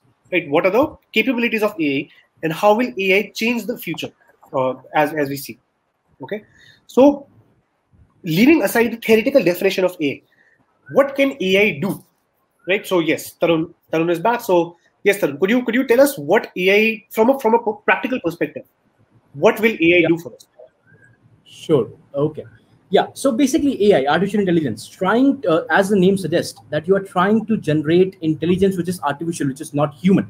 As of today, historically we have been trying to look at intelligence from a human prism. That we have intelligence, we are intelligent, we can look at data, figure out patterns, take some decisions based on those patterns, and trying to figure out that hey, uh, that is what we have already always called intelligence. Now AI is that you are trying to recreate that by using the computation power of your computers and trying to figure out those patterns and predict outcomes based on that patterns, or in a way structurally trying to mimic human intelligence and making machines capable of that level of intelligence, or maybe an intelligence which is beyond our human intelligence also. So that's what AI is for me, Pragya. Cool. Perfect. Perfect. So what we can do is we can draw analogies of AI with what kind of technical revolutions we have seen in the past. So one very common thing that we have seen, one very very interesting thing that we have seen in the past is the industrial revolution that began in the 1760s and so on. Right? It lasted from 1760s to around 1800, mid of 1800s. So yes, we did see a lot of new technologies come up in the industrial revolution. So perhaps could you talk about that, Tarun? Sure, sure. Okay. So first of all, guys, all of you would have heard about the term industrial revolution, right? Industrial revolution essentially is the revolution which actually gave us these machines, these steamed power machines, trying to and actually ended up in automating a lot of things that were done by hand before. But I will actually give you a much more deeper perspective here, and will try to actually tie that with this new revolution that is going on, and people actually call this the fourth industrial revolution. So actually, before coming to the fourth industrial revolution, let's try to imagine the history, our past, and see how all these industrial revolutions actually change things drastically.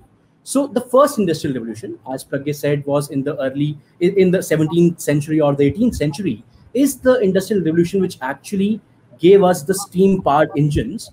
And that is when all back in the day, the textile manufacturing was entirely by hand. And that first industrial revolution totally replaced that hand woven clothes and gave us machines that are going to create our clothes. This had a massive impact and led to a much higher level of we actually went to a much more optimized world where things could have been done at a much larger scale, which you could not have imagined early on. Then the second industrial revolution, which is also known as the revolution, which is also known as a technological revolution, happened when the world actually saw the invention of a telegraph. So people started building these great networks where people can talk to each other via far off to each other, and then they also started building extensively the railroad network. That is, you can very easily transport yourself from one place to another, and also via telegraph you can also communicate your ideas, that is transfer your ideas to much larger geographical regions. Now the second industrial revolution also changed the way we have been living, right? It actually drastically changed things.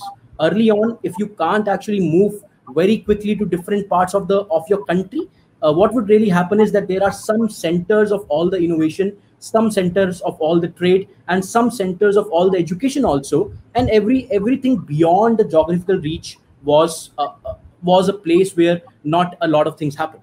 But with this industrial revolution, things changed a lot in that aspect. Now the third industrial revolution, which is very closer to us, we actually we know a lot more about that as of today. This is we actually appreciate that a lot better, is the digital revolution that happened. These computers, which actually started doing a lot of logical task for us, and started doing a lot of computation using these chips. This is the third industrial revolution. Now this fourth industrial revolution is actually the AI revolution, where not only some computations can be done using machines, but you can also hope to deduce a lot of inferences using these machines. So basically giving machines the data and asking them to figure out figure out more about that data, figure out patterns in that data, and then trying to also predict things. This is what the fourth industrial revolution is, and very similar in a lot of sense to the previous industrial revolutions, but also very different in some aspects. So Pragya, I would maybe if this made sense, I would want okay. Hey Pragya, are you there? Hey. So yeah, would want you to add in your 2 bits on how is this revolution different, let's say from the early 3 revolutions that I talked about, and then maybe we can also discuss about how this can also be seen very similar to the earlier revolutions. Right. So you have already drawn the analogies with the past. So basically, the AI revolution can simply be seen as a continuation of the previous industrial revolution, right? The previous 3 phases. However, there are still a lot of dissimilarities. Right? So we have to understand that earlier in the industrial revolution, what was being automated was the labor-intensive part. Right? We were automating power. We were automating mechanical things. Now, what the AI revolution will allow us to do is it will allow us to automate the process of thinking itself. Okay, and thinking, if you look at it from the perspective of the things that we can do, thinking is the center of the human being. Right? So everything that we do, everything that is logical that we do, everything that is creative that we do, the science that we do, and even the very human connection that we establish with each other, right? The kind of emotional bonds we form, all that stems from our capability to think. Right? Now, because the AI revolution is going to automate this AI thinking, basically what we will be able to do is we will be able to put all these human traits of logic, science, even the human connection into a machine, right? And maybe, perhaps we will be also able to make that machine much, much better, 10, 100, 1,000 times better than the humans, right? In achieving these things. Right? So even though the AI revolution is simply a continuation of industrial revolution, this might perhaps be one of the most significant bits of the industrial revolution, because the kind of impact, the kind of lives, the changes in the society that AI revolution will bring will be very, very drastic. So absolutely. Yes.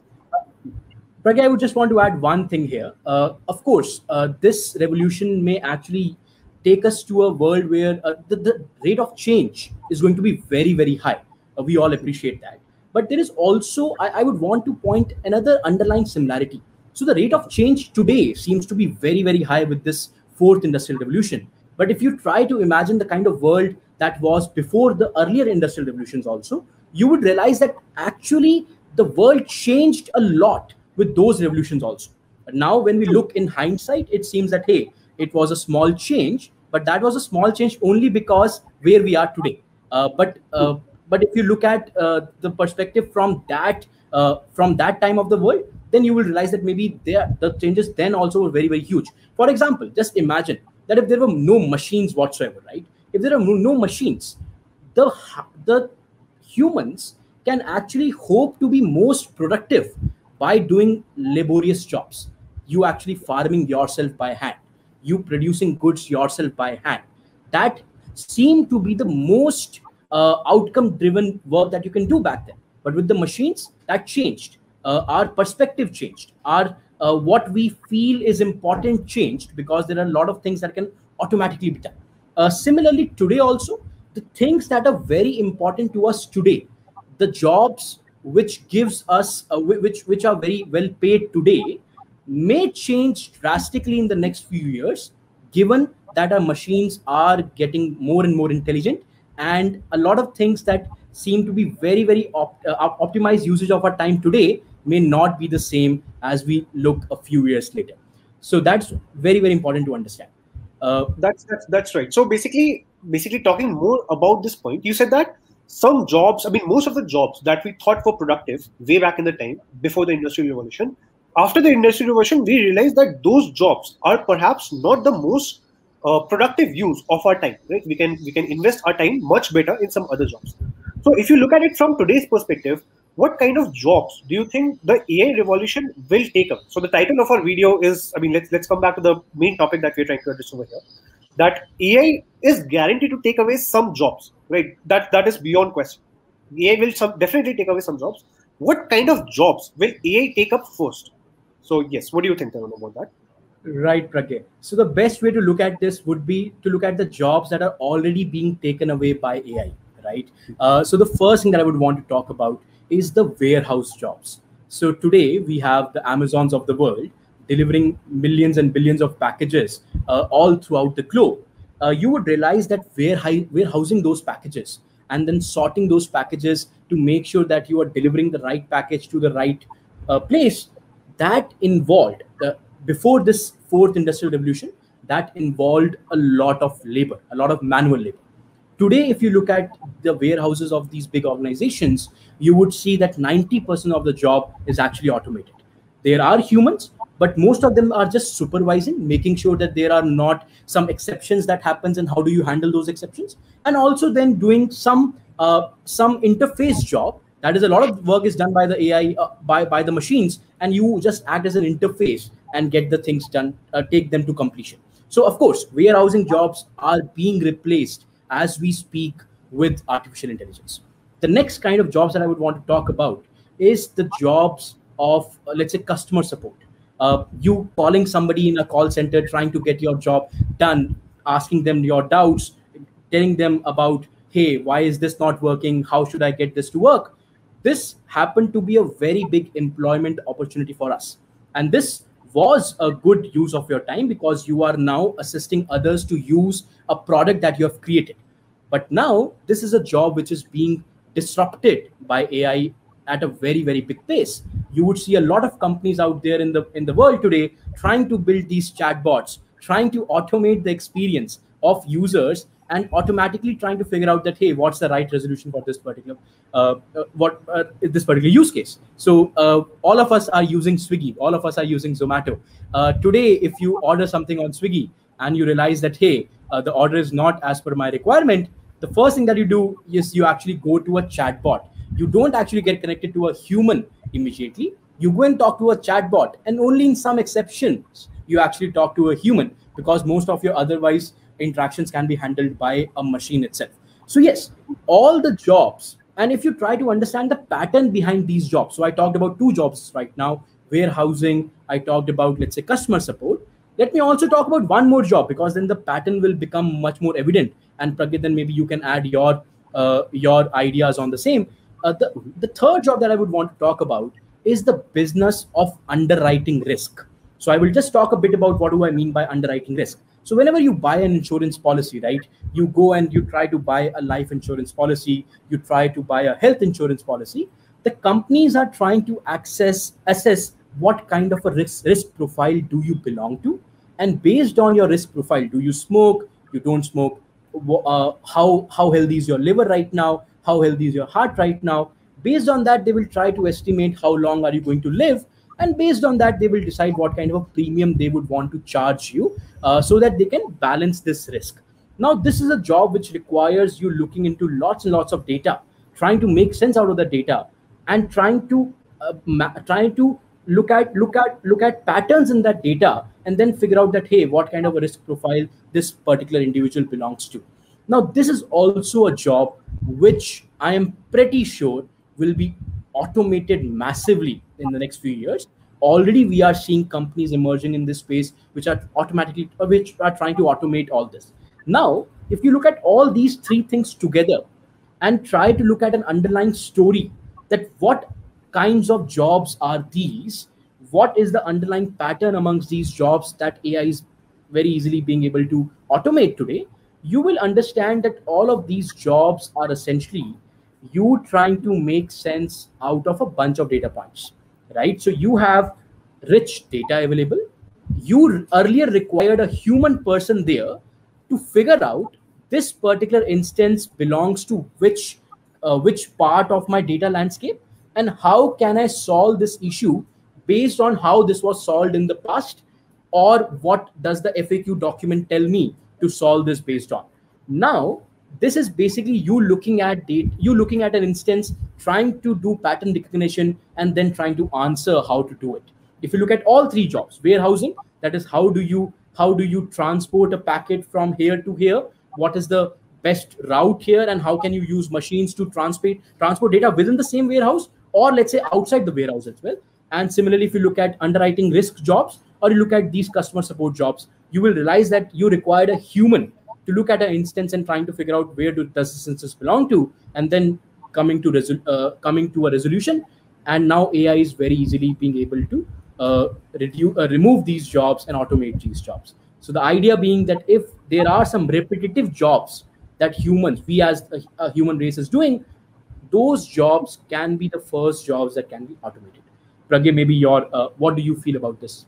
Cool. So the repetition part that you spoke about in the last, that is perhaps the key point over here. So it is not about how skilled a job is. It is kind of a misconception amongst people that only the low skill jobs. I'm not really sure how do you really define a low skill job? What is a high skill job? I mean, there's no job which is unnecessary. However, people still kind of believe that low skill jobs are the first jobs that are going to be automated, which is not. A job that is going to be automated, that is more likely to be automated, is a job that has a lot of repetition involved. For example, let's imagine that, I mean, let's imagine 50 years before from now, if you wanted to send a postcard, if you wanted to send a mail to someone, then there had to be a human that had to read the description, that had to read the address on the postcard, and they had to basically route it to the correct person. That okay, this postcard must be filed in this particular cabinet because it is going in this direction. Right now, thanks to AI, this is kind of a repetitive job, right? You read something and you put it in the right place. Right? That job is very easily automatable. And if you see, almost all the postal mailings nowadays, almost all of these things are completely automated by technologies like OCR and basically handwriting recognition technologies. Right? Other than that, there are several other jobs. For example, the job of a cashier or the job of an attendant. Right? What is the major job of a cashier? Right? A person comes to you. You hear out what the problem of that person is. Right? Similarly, the job of a customer support executive is the same. A person comes to you, you hear out their problem, and you direct them to the correct resolution. Now, this is a very repetitive job that can be automated. So these are the kind of jobs that will be automated. Apart from that, in the job world where people see that okay, these kind of jobs, programming jobs, people believe are very high skill jobs. However, there is a lot of room for automation even in the programming jobs. For example, if you have seen if you become a machine learning engineer, one of the first things you learn is things like what is linear regression, right? And you try to learn things like that. Okay, if I have a data set like this, then what sort of model should I choose to basically get a good result on this data set? Right? Now that seems like a very high skill job, but in fact it is not. And if you see, most of the companies like Google, like Amazon, they are working on auto machine learning techniques. Right? They are launching solutions in which you simply upload the data to their servers, and the server the AI will choose the best model for your data. Right? So I mean, the point I want to stress over here is that is this repetition. It is the lack of creativity in a job that makes a job more or less susceptible to automation. Okay. Now, there is one more thing in there which is important that we talk about. So, even when we talk about artificial intelligence or lack of creative and repetitive jobs, there's a lot of spectrum in these things. Some jobs require only thinking. For example, routing a particular mail, that requires only thinking, reading something and making a decision. However, there are some jobs that require a lot of hands-on activity. For example, if you consider something like a surgeon or something like a hairdresser, the hairdresser is not really doing something very intelligent, right? However, the kind of skills that a hairdresser requires, those skills need very fine motor control, right? Very good eye-hand coordination, very high dexterity, basically with respect to with respect to the hands of the hairdresser. Now, even though the AI revolution is taking at a very fast pace, the revolution that is with respect to mechatronics, right, robotics and controlling things, moving things around, right, that is still lagging behind a lot. So these things will still take. I mean, the hairdresser job will be automated eventually, but it will take much more time to automate those kind of jobs than jobs like programming. So I mean, as Andrew Ng used to say, that I know how to basically how to automate a programming job, but I don't know how to take the job of my hairdresser.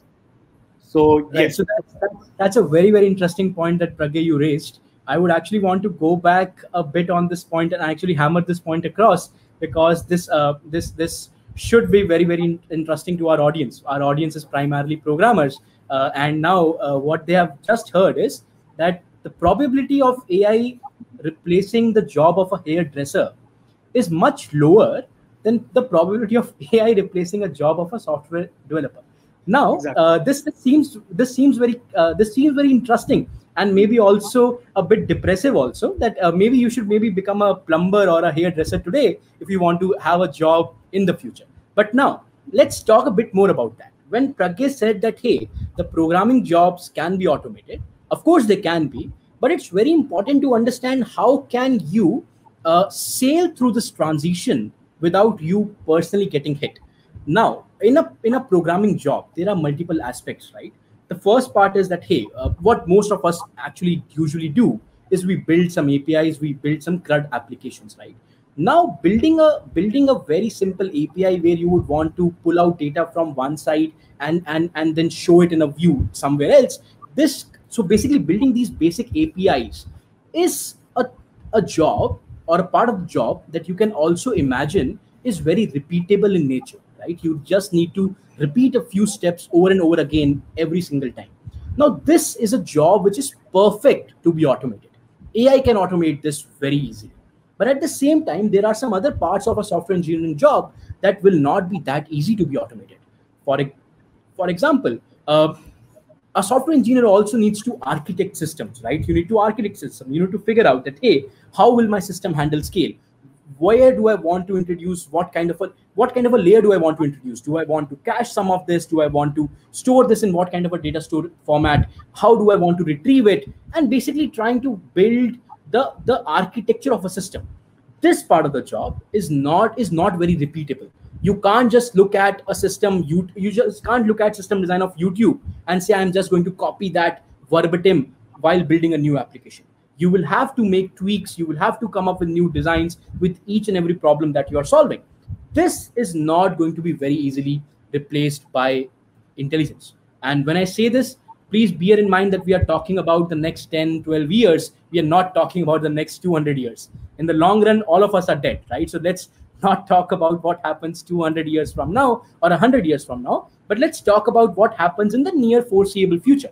Now, if you are a software developer and you want to make sure that your job is not going to be automated in the next 5 years, you should invest in upskilling yourself in the skills that are not very repeatable.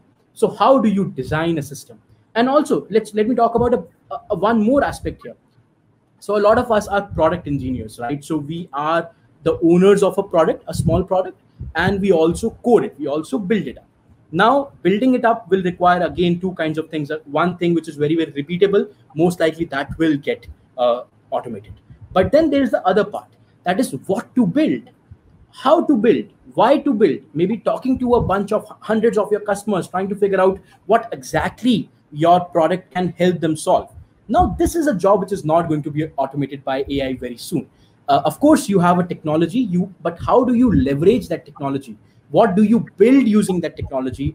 There is where human ingenuity, human intelligence is required, and you should ensure that you're upskilling yourself in these skills so that you don't become irrelevant in the next few years. So that is very important. Fair enough. So, I mean, I usually give this analogy in my classes a lot. There are basically two types of programmers. One of the programmer is a typist, right? Their primary job is to take some specification and to convert that into code. The second type of programmer is a thinker, right? They take a problem and they figure out how to solve the problem. Now, what you have to do is you have to become the second kind of programmer, because the first kind of programmer is going to be automated in the next 5 to 10 years. Absolutely. Cool. Right. Now, and basically... Just to add a point of there is where upskilling becomes very, very important. Because if you look at the mix of software engineering jobs out there, there are millions of software engineers, right? But in reality, a lot of us are not doing the second aspect. A lot of us are just focusing on what Pragya called a typist job. That is just getting some things done, a very, very repeatable process. You know how to code this up. You just create a few APIs and get done with it. This is a typist kind of a role. And a lot of us are actually in this kind of a role. We need to transition from this and move up this skill ladder so that we are not just doing this repeatable job, but you are actually bringing something more to the table. You are not just typing a few lines of code, but you are ideating what to build, how to build, and that becomes very important. That is when you become least replaceable. And just to add one more point, guys, even if you forget about AI for a minute, if you want to become a software engineer who is very much cared for by your organization, or very much so all the companies trying to hire you, the kind of software engineers that people would want to hire are the folks who are problem solvers. You can give them an abstract problem and they can solve that problem to you. So that is what you should ensure that you are defined by. You are a problem solver. You are not a coder. You are not here to just copy 5 lines from Stack Overflow, copy them, run them, solve a few bugs and get done with it. You essentially are a problem solver. If you make yourself a problem solver, you can be much more respected and wanted today, and also you will be at a much better place to overcome this tide of AI and artificial intelligence replacing jobs. You can still remain relevant. So that's the basic point here. Cool. So basically, diving further into this, if you look at the kind of things that a software engineer is expected to know, right? The kind of subjects that a software engineer is expected to master. So subjects like learning about frameworks, learning different tech stacks like Python and Django, or Java and Spring Boot, or React and the Merge stack and things like that. There are other things that a software engineer is required to do, things like knowing data structures and algorithms, right?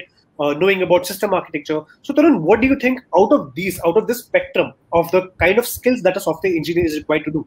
What kind of skills are the most important? What kind of skills are the skills that people should invest learning in today, so that tomorrow their jobs are more future-proof, or tomorrow their skills are more future-proof? Absolutely. So there's a question from Suraj. He says, which new software engineering roles related to AI will be in demand in the future? So this question has two parts. Pragya, if you would want to take a stab at it, but there are two parts. Let's just acknowledge two parts here. First of all, what are the skills that we see today are very important, and what are the evolving skills that may become very important as we move along? So that is, how can AI bring in a lot more skills that you should master, and the other part is, what are the skills that are relevant today will become a lot more relevant in the future because of the advent of AI. Right. So basically, if you look at AI jobs are basically you can dissect them into two major categories. Right. One of the jobs is kind of the research job, and the other job is kind of the implementation job. In the research kind of job, what you try to think is, you try to research the nature of artificial intelligence itself. You research different models, that okay, if this is the kind of data, then what kind of model performs best on that data, right? Coming up with things like neural networks, coming up with things like convolutional neural networks, right? Researching things like generative adversarial networks. All these things, they are part of the research of AI. On the other hand, we have the implementation aspect of AI. Right? The implementation aspect of AI deals with that, okay, I know that these models exist, but solving a real life problem is much more than simply talking about the theoretical perspective of things.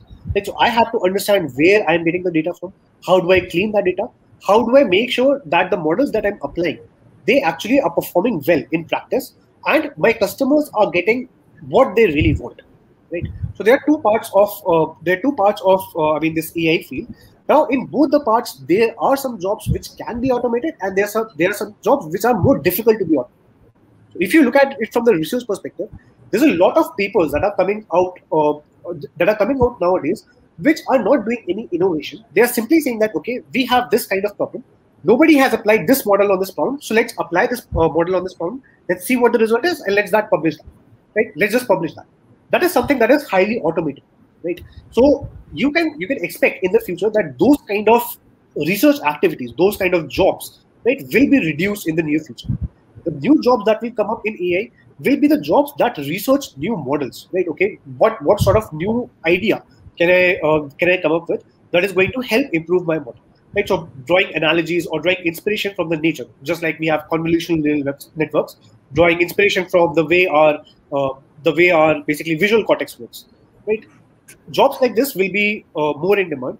Similarly, if you talk about the practical aspect of artificial intelligence, the jobs that will be in demand, the jobs that will be created in the near future, will be jobs that will be looking at, given a particular problem, what sort of model or what sort of decisions should I take? Right? The kind of problems that require you to architect the solution and not just code the solution. So you can expect that all these frameworks that you currently hear about, that, okay, should I learn TensorFlow? Should I learn something like PyTorch? All those jobs are going to very quickly become irrelevant. The jobs that are going to be relevant, that are going to remain relevant, are the jobs that require you to understand the basic principles behind artificial intelligence. What is linear regression? Right? What are neural networks? How do they actually work? The theoretical aspects, the understanding, the deep understanding of those things are going to be relevant in the future jobs. So I hope that answers the question. Is there something you would like to add to this, Sarun? No, absolutely, Pragya. But I would just want to hammer across the points again. A couple of points here which I would just want to highlight. But you covered exhaustively here, guys. As Pragya said, that in research. So, for example, AI. There are two aspects to AI, right? You would want to research new models, and then you would want to implement those existing models and tweak them to solve a real life problem. In both these directions, you have some jobs that are very repeatable and can be automated very easily. For example, if you look at the folks who call themselves, let's say, data scientists, or you look at and try to figure out that, hey, if you try searching LinkedIn and try to find out for jobs that are out there in the domain of machine learning, you would see a good proportion of them actually over-indexing on you knowing a particular framework. Hey, can you build a model using TensorFlow for me? Can you implement this for me? Those kinds of jobs are going to be very easily replaced, very easily automated. On the other hand, the other side of implementation, where you actually figure out how to tweak this existing solution to solve for a real life problem. This is an abstract model. How do I tweak this? How do I configure this? Maybe how do I use multiple models in conjunction to solve this problem? That is where the architecting part is going to remain relevant for a long time. If you want to become a data scientist, if you want to become a machine learning engineer, you rather should focus on problem solving. That how do I use this to solve a problem, and not over indexing on a bunch of frameworks that, hey, I know this framework, I can code this up. I will read a research paper. I will just recreate that model here and that's all about my job. That is very easily replaced. At the same time, there is a wrong notion in folks that, hey, the research aspect of machine learning, the research aspect of AI, you can't automate that. But as Pragya rightly pointed out, there is a good chunk of effort, of human effort, that actually goes in research, where you just try to explore multiple configurations of the same model. You actually try running it through different configurations and then publish a paper that, hey, these are the results that I just got out of this configuration. Now, this is a very, very repeatable job. If you find yourself doing the same steps again and again and hoping for a new outcome that you can publish, these kinds of jobs can very easily be replaced. On the other hand, thinking from ground up, leveraging the basic fundamental mathematical machine learning principles and coming up with a new model altogether, coming up with a new way of looking up for patterns, that is something which requires human ingenuity. That is something which requires human intelligence, and you can't just replace that very easily. So irrespective wherever you are, in what segment, in what vertical you are currently, try to ensure that you move towards more intelligent aspects of job rather than the repeatable aspects of jobs, because knowing and being good at those repeatable stuff is only going to help you for a few years at most. It will not build a strong career for you for the next 20 years. I am very certain for that. So that is what we should all keep in mind, that, hey, what are the skills that require intelligence, and what are the skills that what are the things that just require repeatability? Move towards the skills that require intelligence. Now, basically, this question that was asked by the viewer, there's another aspect to it. So maybe what the viewer was trying to ask is, what is the future prospect of machine learning jobs? So one thing that I would also like to point out over here is that if you look at the global supply and demand of machine learning engineers, there's a huge shortage of machine learning engineers in the world right now. Right? If you look at places like Silicon Valley, if you look at places like Bangalore, the IT hub of the world, right? there's a huge demand of machine learning engineers, and the demand is so much that companies are struggling to meet that demand. They're struggling to hire good quality software, good quality machine learning engineers, and good quality software engineers that they actually want. So if you look at it from the perspective of the next 5 to 6 years, even though we are talking about AI automating a lot of jobs, AI taking away a lot of jobs, in the near future, in the next 4 to 5 years, you will only see an exponential increase in the number of machine learning jobs that are available in the industry. So keep that in mind. Okay, investing in learning machine learning right now, that is still a very good endeavor. That is something that is going to secure your future, for a long time. However, while you are upskilling yourself in machine learning, just keep in mind that don't upskill yourself only in the frameworks. Upskill yourself in the problem solving part as well. Absolutely, absolutely. And if you can, as Pragya rightly mentioned, as of today, there is a lot of demand even for people who just know a few frameworks, who can code things up. But what the right way to look at it would be that, hey, I can maybe use that opportunity to get a foot in the door. I can use that opportunity to get a relevant job, but then it becomes very, very important for you to upskill yourself in the right skills so that your job does not become irrelevant in the next 10 years. So, absolutely, it's very important to make sure that you don't get us wrong. It is not as if learning TensorFlow today is of no use. It will help you a lot. It will get you several job opportunities because there is a big shortage for companies trying to figure out people who know those skills. But if you use that, just use that to get a foot in the door. But then it becomes very, very important to make sure that you keep on upskilling yourself. If you feel that, hey, I got a job because I knew this framework and this is what is going to help me throughout, maybe you are mistaken. And if you are in the AI domain, maybe you know it best that, hey, that we are mistaken here. Just knowing this framework should not be enough. Similarly, I would just again talk about software engineering because there are so many people here who are software engineers. Guys, today, there is a big dearth of software engineering talent, right?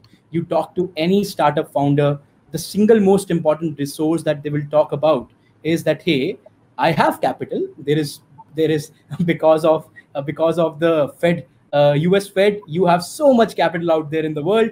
Capital is very cheap, but the thing which is most difficult to find right now is tech talent. And a lot of that aspect is just knowing coding, that, hey man, this person is good in Java, he can code, I can tell him what to build, he can just build that for me. That's great, but don't assume that that is going to stay as it is for the next 20 years. You can use that opportunity to get into the door, get into a good organization, start contributing, but make sure you don't stop there, because if you stop there, then there is a very high probability that you will become irrelevant. But if you use that opportunity to then start tinkering with that, hey, how are products built, how is this architecture architected, maybe I should upskill myself in understanding that, hey, what's the best architecture for this problem, maybe I should contribute that, hey, you should change this caching layer, maybe you should introduce a new kind of a caching here, maybe that will help. Making sure that you move and do that transition is very important, and all of us should be cognizant of that. True. And basically, there's one thing that I would like to mention over here. So you talked about upskilling, right? And this is going to be a very common thing that is going to be. I mean, upskilling is going to be the common theme of the future. So if you look at jobs today, people don't really invest a lot in upskilling themselves, in learning new technologies, in learning new skills. We're not just talking about software engineering jobs. We're talking about new skills in general. So you are going to notice that in the near future, learning new things, being able to quickly change your domain, right? Basically, quickly be able to switch from doing something to doing something else, picking up new skills very quickly. That is going to be a central theme. That is going to be a central skill that people will need to acquire in the near future. So, we have another question from the viewer over here. Can you just take that, perhaps? Right. So Mohit will do that. But before that, in the meanwhile, Mohit, if you can take Nitin's question. But in the meanwhile, let me add one thing to what Pragya just said. Of course, the agility of learning new skills is very important. You need to upskill yourself, keep on learning new skills. Another thing that I would want to point out is being at the edges of two domains. For example, that, hey, you are a great software engineer, but you also understand human psychology very well. Just an example. Similarly, let's say you are a great software engineer or you are a machine learning engineer, but you also understand finance very well. Being at the conjunction of multiple skills, this is, in my opinion, going to be a very, very highly rewarding journey to take. For example, if you are very good in one skill, do try to look at that, hey, what are the ancillary skills maybe in different industries that I can pick up, and then move to a very, very in important position where I know one domain very well, but at the same time I also know a few things about a different domain, and I can work at the very edges, the contours of those two domains, and do something great. That is going to be very, very respected and very, very required, in my opinion, guys. True. Okay, so now we have a question from Nitin. Pragya, if you would want to take that. What are the prerequisites in order to learn machine learning? What are the things that you should first of all focus on? Cool. So machine learning, if you look at it from the academic perspective, machine learning is not a very difficult skill to pick up, right? If your aim is to go into the strict research part of machine learning, if you're saying that, okay, I want to perhaps do masters in machine learning, or I want to do PhD in machine learning, I want to basically end up in a research profile, basically in different companies, then the kind of skills you need are basically, you need very good skills at mathematics. Right? What kind of mathematics subjects I'm talking about? Subjects like linear algebra, right? Subjects like statistics and probability, right? These are some things that you definitely need a lot of skill in. And I mean, a lot of people, I understand, they're kind of afraid of maths. They're kind of shy of maths. However, if you basically build these foundations in a solid manner, that will help you a lot in basically preparing for machine learning, right? Then if you don't want to take a research kind of position, if you don't want to be a very skilled in things like probability or linear algebra, then you can also look at machine learning and AI from the perspective of a framework of solutions, right? Just like Lego blocks. So basically, when you are building a structure out of Lego, right? You all have played with those Lego blocks, right? You have bricks. Those bricks have something poking out of them, and you can basically fix one block on another.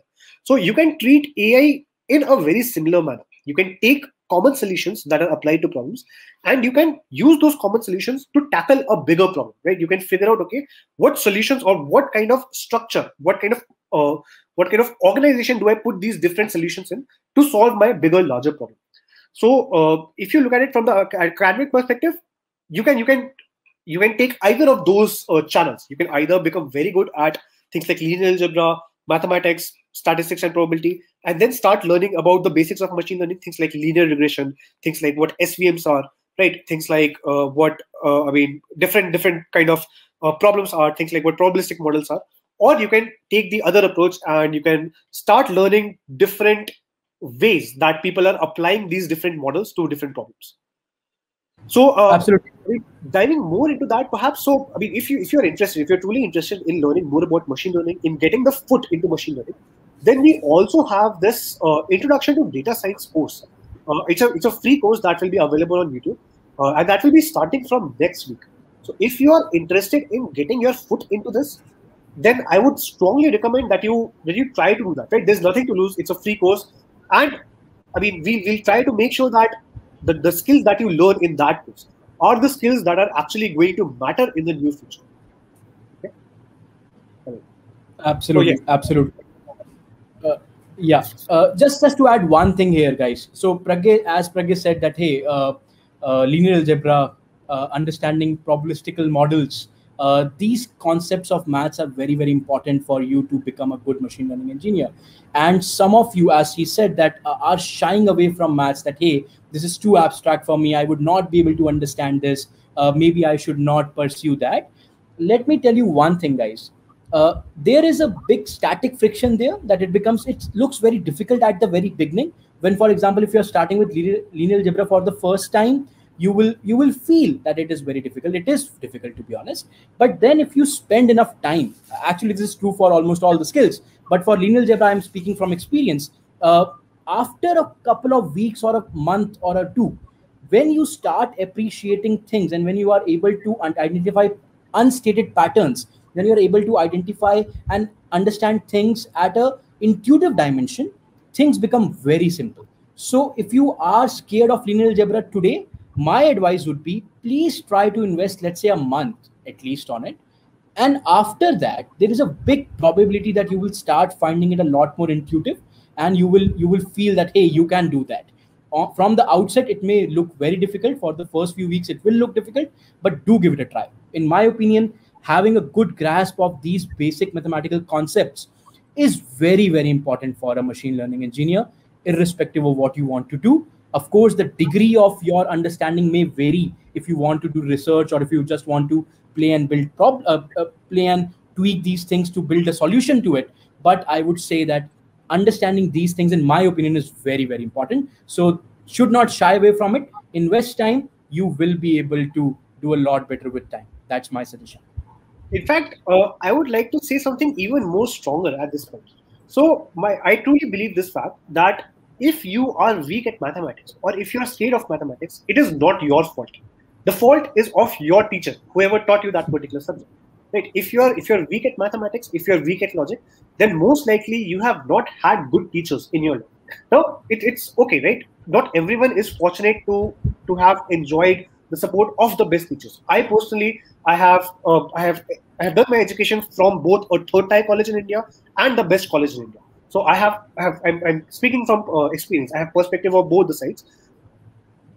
The difference that a good teacher can make, like a teacher that really cares about your learning, the teacher that can intuitively explain a particular topic, the difference that a teacher can make in your understanding is huge.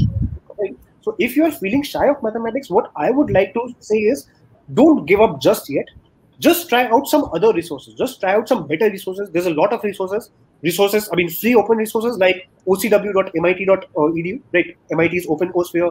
A lot of courses online that Stanford provides, and a lot of hands-on training that companies like Scalar, right, like we provide, which is coming up in the next week. So don't give up just yet. Even if you're shy, just give it another try, because we are very proud of our teaching skills, and we can assure you that once you are through our course, you will, I mean, your perspective on these things, on these difficult parts of mathematics, will change completely. Right. And education is one domain that may be totally revolutionized with artificial intelligence. This has access to good teachers. This is a big problem today. But maybe in the next few decades, a decade or two, you will see that maybe this will be totally revolutionized. Okay. If you have more questions, let's take those. Yeah. Let's pick up a few more questions. There is a question from Sai Teja. He says, do you suggest to focus more on code optimization techniques and code design, or anything else? Okay. So Sai Teja, maybe I will talk about this for a while, and then you can add on it. So Sai, as we said that, hey, focus on code design is one part of it, but I would say focus on architectural design. That's something which is much more vivid. That, hey, how are you going to architect systems? How are you going to solve optimization problems? Of course, very, very important. I would say that in general, how do you optimize something is something where beyond which a pot of gold is hidden. If you try to optimize things, that can be, you can try to optimize your code solution, you can try to optimize a problem. In general, that is something which is very, very important, a very good skill to have. I would say that, hey, focus on understanding that, hey, how systems are built, how systems are architected, and focus on developing the problem solving aptitude, that, hey, how can I solve a real life problem using the technology that I have. This is the skill which is most important in my opinion. When you say code design, to be honest, I totally appreciate that, hey, writing code the right way is very, very important. It is very, very important if you want to keep your code modular, if you want to keep your code extensible. The first thing which is very, very important of a good piece of software is how well is it written. If it is written in a, for example, I will borrow one example from Bhavin. So he happens to be the founder of Zeta. He always, if you go and look at all the talks that he gives, he always says one thing, which is that the present banks that we have, if they want to make a new product feature, if they want to start add a new product feature, they actually are going to take several years to just add a small feature. The only reason for that is the bad way they have architected their systems, or the bad coding principles that they might have used. Because now adding features on top of it is very, very difficult. And this inefficiency has actually created a $1 billion market for companies like Zeta, who can come in between there and try to create solutions where banks with their old technology can somehow leverage their solutions and interact with the newly changing world. So yes, code design is important, but I would still say that, hey, architecture design, in my opinion, is much more important than code design. Code design can be automated. You will see, as you move along, you will see that, hey, refactoring code will become more and more automated. But designing scalable systems, coming up with architectural solutions, is something which is going to be much more important and much harder to automate, in my opinion. Pragya, what do you feel about that, man? Right, so I totally agree with that. But since Sai, I think Sai is one of our scalar students, right? And Sai Sai has recently been through the low-level design and high-level design courses. So my low-level design and your high-level design courses. So I suspect that his question is a little more involved. So once again, Sai, basically, as Tarun said, most of the refactoring things can be automated. However, in refactoring as well, there's a huge perspective, there's a huge spectrum, right? So things like indentation, things like variable naming.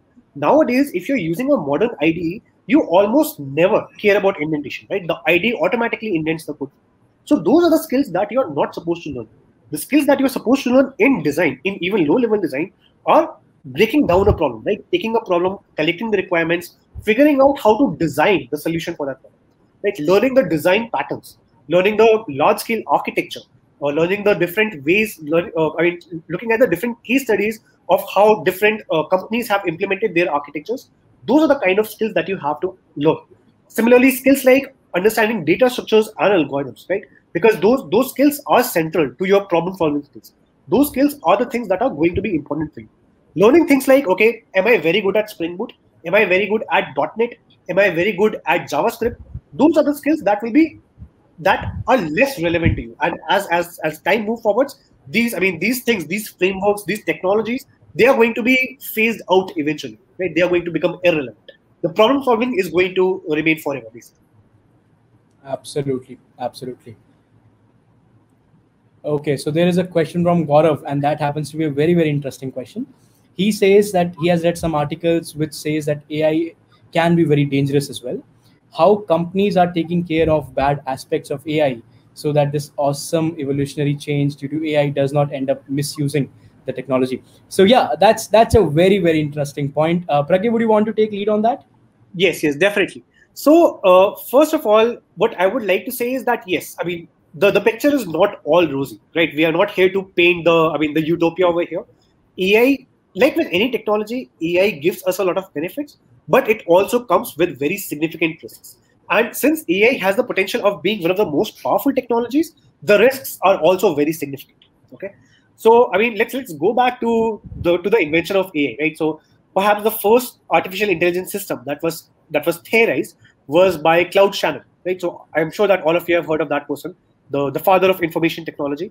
In his bachelor's thesis, he gave information technology, but very few people know that in his master's thesis, he created something called the Shannon's mouse, and that was the first artificially intelligent device, basically, right? And he used to believe that in the near future, basically 100 years or 200 years from now, what we will have robots take over the entire world, right? And basically, Shannon had that opinion. Now, I'm not saying that is going to happen, but a lot of very powerful, a lot of very knowledgeable people also share that opinion. So if you take example of Stephen Hawking, people like Stephen Hawking, people like Elon Musk, people like Bill Gates have warned us about the very real risk of AI taking over the world, right? Now, there's a way to handle this. It's not like there's nothing that we can do about this. This, like most problems, is definitely a solvable problem. However, if you expect just large companies to solve this problem, that is not going to happen. The solution has to come from you, right? So what I would basically stress over here is that since you are the engineer, since you are the future of the world, it is your responsibility to take these things as a challenge, to upskill yourself in these fields, and to make sure that the AI in the future is safe here. right? So there's a lot of research that can be done about things like what safe AI is. There's a lot of research that can be done about basically making sure that the AI is not trained on biased data, right? So you might have heard cases in which Facebook's AI, right, that started tagging black people as animals, right, as orangutans, because it was trained only on the images of white people, right? So it is your responsibility as a machine learning engineer to take care of these things, to understand and come up with solutions for these things, right?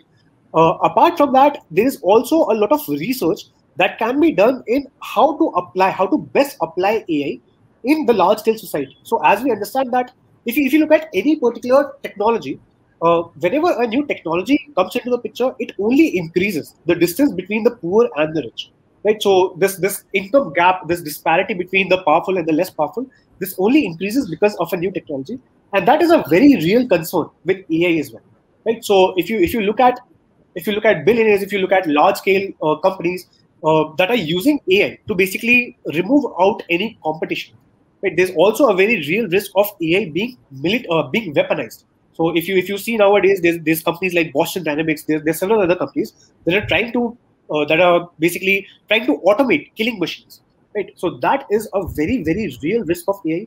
And the only way forward, the only way we can tackle those things is, first of all, to educate ourselves, right? To upskill ourselves in this field.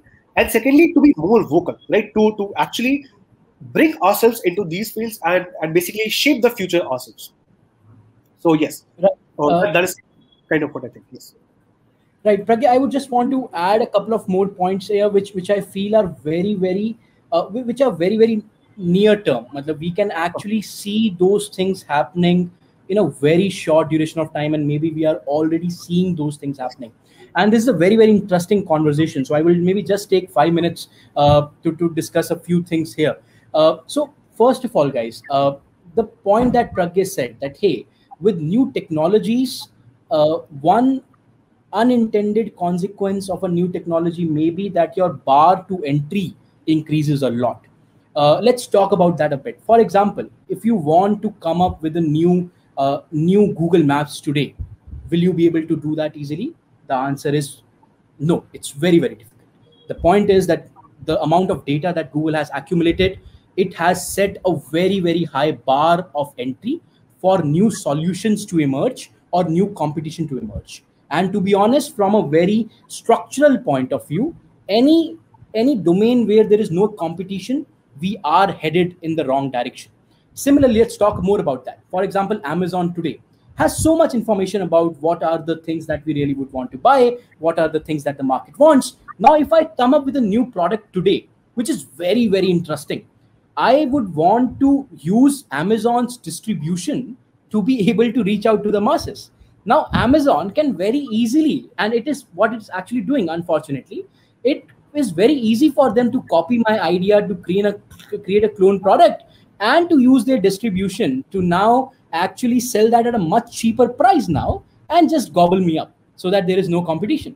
For example, the companies like Swiggy, Zomato, they are valued so much. We have a Zomato IPO coming up in the next few months. Now, Zomato is not only valued because the deliveries that they are making, but a very important part there is that the data that they have aggregated.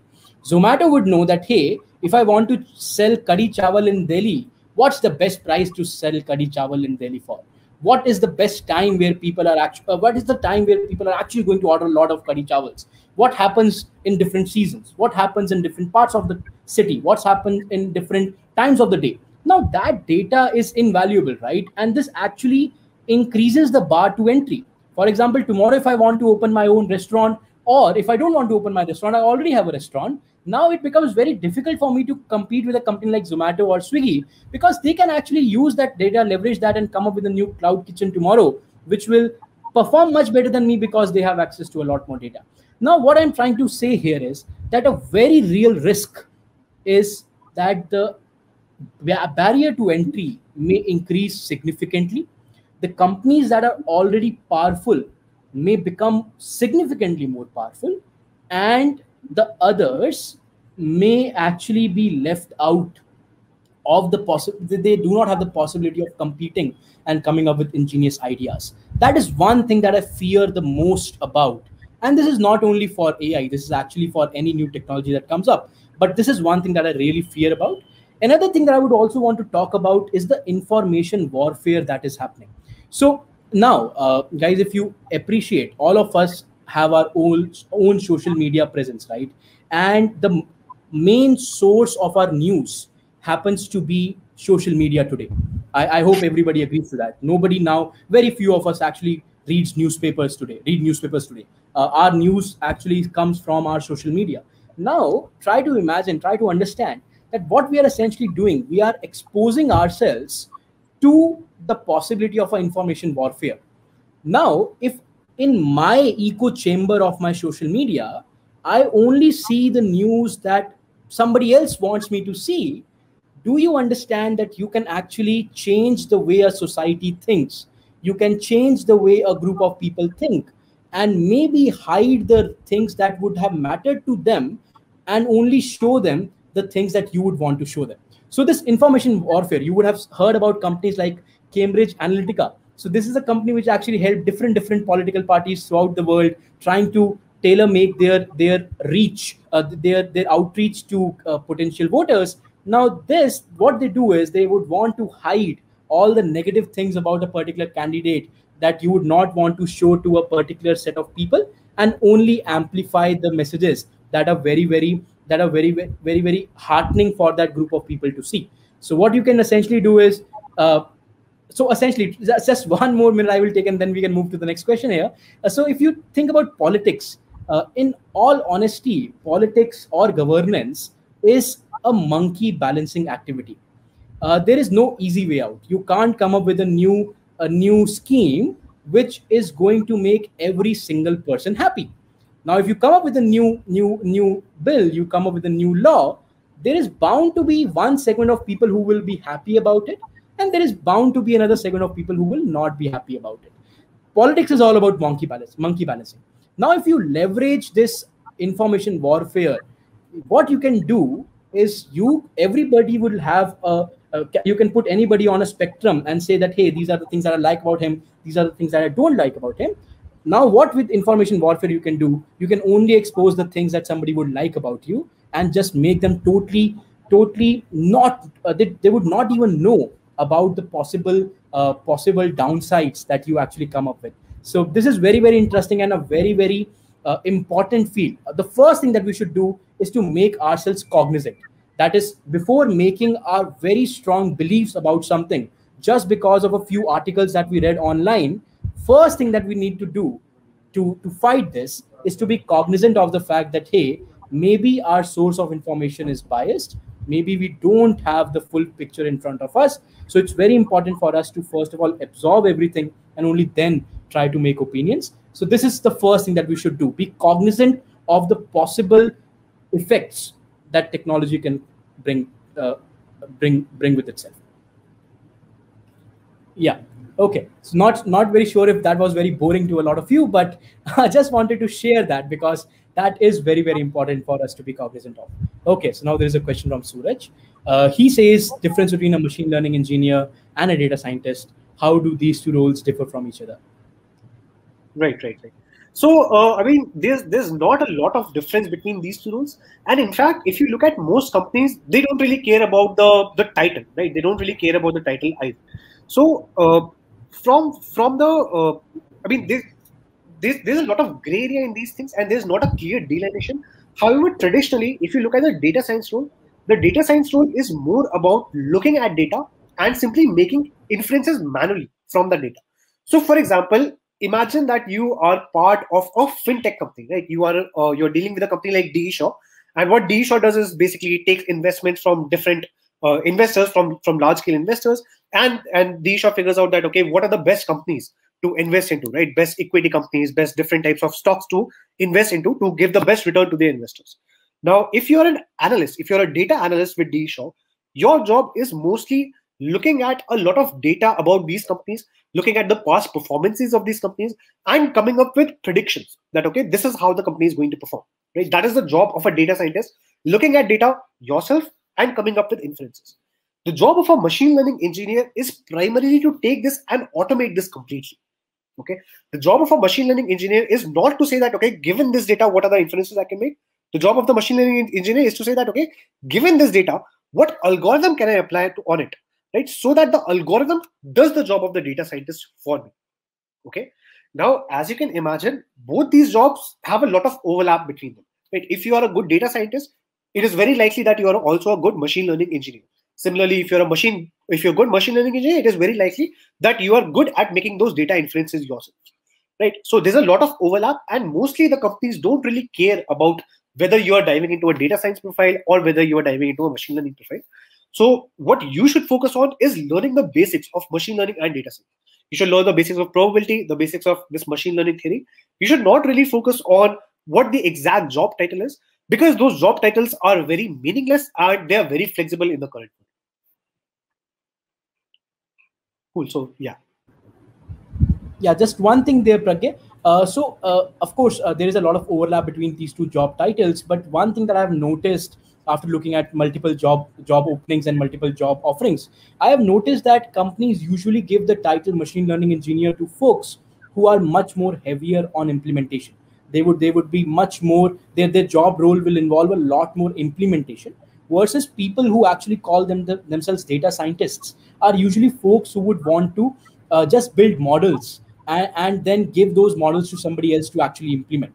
But as Pragya said, if you want to become a good machine learning engineer or a good data scientist, then you will notice that there is a lot of overlap, a lot of skill overlap between the roles. But one thing that I would just want you guys to be wary of, that I have seen a lot of machine learning engineers who do not necessarily have a very good grasp over the fundamentals of machine learning. That is something that you should personally avoid. If you want yourself to call a machine learning engineer, that's great, but make sure that you're not somebody who does not have a very strong grasp over the basics, the basic understanding of data science, the basic understanding of machine learning models. This is something which is necessary if you want to have a good career ahead of yourself. That's it. Okay, so there is a question from Shreyas. He says, is there a demand for people who have both the skills? They have data science skills and they are also good software developers. The short answer is, of course, yes. There are lots and lots of companies who would love to hire people who are good software engineers. At the same time, they have a good understanding of data science as well. So if you are somebody who has both these boxes checked, I can assure you, you are going to be in great demand. That is a very you should actually, if you are a software developer and you are figuring that, hey, maybe what's the next one skill that I should add to my understanding that will maybe help me grow a lot, you can think about data science machine learning. If you understand the principles of data science machine learning, maybe you will get a lot more doors will open up for you. Similarly, if you are somebody who is very good at theoretical data science, you know how machine learning works, you know how different models work, and you are good at understanding models, trying to figure out that, hey, what model to apply in what problem. If you also pick up the skills of implementation, if you also pick up the skills that are important for a software developer, that is, you pick up the skills of architecting systems, then you can increase your value by a lot. You can also increase the kind of impact that you can make by a lot. So that's my short answer. Yes, there is a big demand for people who have both these skills. Right. And in general, Tarun, I think, pointed this out earlier in the conversation as well. The most important and the most impactful jobs that are there in the world are the jobs that are interdisciplinary, right? The jobs that are at the edge of two different skills, right? So it is always a good idea to be a kind of a T-shaped person, right? You should have a broad perspective. You should try to make sure that even though you have mastery on one skill, you should try to expand your horizon, because the true innovation that happens at those boundaries. True innovation happens when you mix two ideas and you come up with a new idea, right? So yeah, that is basically it. Hey Avik, hi. It's so nice to see you also again after some time. Will ML be the road ahead in tech? Okay, so will machine learning be the road ahead in tech? Maybe. So just to summarize what we have been talking all about, that yes, in my opinion, machine learning or data science or artificial intelligence will become the dominant player or the dominant theme in the next industrial revolution, the industrial revolution 4.0 that we talked about. So yes, it is going to be a very, very dominant theme, in my opinion. You are going to see lots and lots of new companies and ideas mushrooming, where you are going to leverage data science and build a lot more impactful products. So you think about anything in general. For example, if you pick up any domain whatsoever, pick up, for example, education. Now you will have a lot of great companies emerging in the domain of edtech, but you can see that in the future, data science, artificial intelligence is going to be a big part of the story in education also. You pick up any other domain. For example, you think about getting people to move from one place to another, right? So we already have airplanes which are almost automated. The pilots come into play only for very short durations of time, and also for very some of the exceptions that actually can arise. But a lot of a lot of flying the airplanes is totally automated. Similarly, you are going to see in the future that, hey, a lot of trucking industry, actually interstate traveling over highways, where you have a truck trying to move some goods from one part of the country to another part of the country, you are going to see that this will become automated in no time. There are some very, very interesting organizations, some very, very interesting companies that are trying to automate a big portion of the trucking industry. Of course, there will be a truck driver, but that person will just be there to handle exceptions. And majority of the boring truck driving on highways at the constant speed will be automated. Similarly, if you look at, let's say, driving, self-driving cars is going to be a reality in our cities also, maybe in the next 15-20 years. So yes, machine learning, data science is going to play a big role there as well. To talk about Uber, you talk about Ola. These are big organizations today, right? And these are you see that, hey, they have utilized tech in a very, very ingenious way and solved a real life problem. But now, what is the major problem that Uber faces today? The major problem that Uber faces today is the driver side of things. If they want to maximize their profits, the first thing that they would want to get away with is drivers, unfortunately. That is what decides in different geographies, different kinds of profits that a company like Uber can make. So now, if you have a scenario where you can use machine learning, you can use data science to actually automate this intra-city driving as well, then these companies can actually become much bigger. And you can have a scenario where tech and data science, being a very important part there, can actually revolutionize industries altogether. Similarly, let's talk about just one last example, and then I will hand over to Pragya to add his ideas. If, for example, your driving becomes automated, you have artificial intelligence driving your cars. Now, it's very important for us to understand that this will have a big implication on, for example, the insurance industry. Now, if there are no humans driving cars, the probability of you requiring car insurance, most of the accidents actually happen because of human error. If humans are thrown out of the picture, now the probability of you getting into accidents is very less. Why are you going to pay hefty premiums on your cars to insurance companies and just to keep your car insured? If the probability of accidents reduce, then this entire industry ceases to exist. Similarly, you can imagine that yes, the next wave of revolution will have data science, artificial intelligence at its very heart, and you are going to see lots and lots of ramifications, and we as humanity moving to a much more optimized version of ourselves. That's what I feel. So yes, Avik, if you want to learn machine learning, go ahead, do that. The right time to learn this new skill. You are going to notice that, hey, it has helped you a lot in your longer career. Cool. So one thing that I would like to point about here is that machine learning is like a spice, right? With any technology, it spices things up. It adds on new capabilities to what you can already do. So it is not going to be the case that machine learning is going to be everything in the world, right? It is going to be at the center of everything, but it is not going to be everything.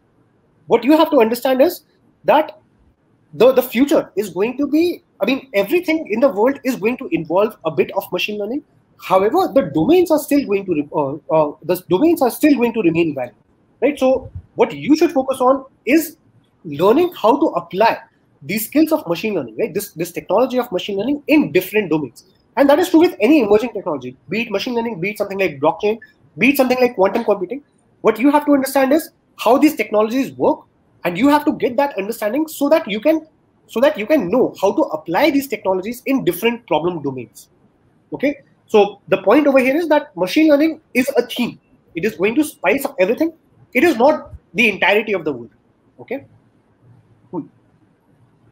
So yes, let's take the next question, Tarun. Right. So do we need a good infrastructure to study machine learning? By infrastructure, I mean hardware resources. A very, very important question by Nitin. Pragya, so Pragya, he's basically asking that, hey, what are the bare minimum hardware requirements that are required for me to do something meaningful in machine learning? That's a great question. Now, if you look at most of the sciences, if you look at something like physics, right, there's an amount of physics that you can do studying. I mean, there's an amount of physics that you can learn via the books or via videos, right? So anything up till class 12th level, you can fairly do. However, as you move higher, you have this requirement of really amazing machines, right? You require laboratory equipment. You require large scale machines, be those particle accelerators, be those CNC machines, be those a lot of different things. You require a lot of expensive equipment to grow further, right? Now, traditionally, computer science has luckily been, has avoided this problem, because all you need to be a good computer scientist is bare minimum laptop, and you just need your brain to think about things and basically come up with new solutions. Okay. However, with the advent of machine learning, especially with the advent of big data, this scenario is changing. For example, if you consider something like OpenAI's GPT-3, right? It is estimated that training that GPT-3, right, coming up with the architecture is different, but just training that GPT-3 on the data required a person to invest $16 million. So if you don't have $16 million, there is no way you can train GPT-3. Right? So that is true. That is true that because of AI and because of machine learning, you cannot train large models unless you have access to those expensive resources. However, that is only a very small part of machine learning. Okay, if you still want to do very core research, right? If you still want to contribute meaningfully to the domain of machine learning, it is still possible to do that, and it will remain possible to do that for the next 10 to 20 years. You can still meaningfully contribute to machine learning without having fancy equipment. Okay, so don't try to think that, okay, if I want to become a machine learning engineer, that I definitely have to have a RTX 3070, I have to have a top of the line CPU, I have to have a top of the line machine. That is not true. In fact, with companies like Google, right, I'm sure you have heard of tools like Google Colab, right? So a lot of these companies, what they're doing is they're providing free resources for students, for researchers, for startups, free resources in the cloud. So you don't have to have a powerful machine on your system. You can have a very, very basic laptop. You can connect to Google Colab, and Google Colab will provide you the necessary GPUs, the necessary computation power that you need to basically grow in this field and to do important research in this field. Yes. Absolutely, guys. So if you want to start, Google Colab is the answer. That how do you start, right? So if you want to train any of your models, go ahead and use Google Colab. Pragya, if I'm not wrong, for normal accounts, you get what kinds of configurations do you get in a normal Google Colab account? I'm not well aware of that either. But I mean, you will not run out of resources anytime soon, right? You can learn most of the machine learning, almost all of the machine learning. You can learn on your systems. You require fancy equipment only when you are dealing with industrial level problems. Only when you are saying that, okay, I have data of millions or billions of users. Now I have to train a model on that. That is the only case when you actually require those large machines, those large clusters. For learning machine learning, you can simply have a basic laptop and use Google Colab completely, right? That is going to be more than enough for you.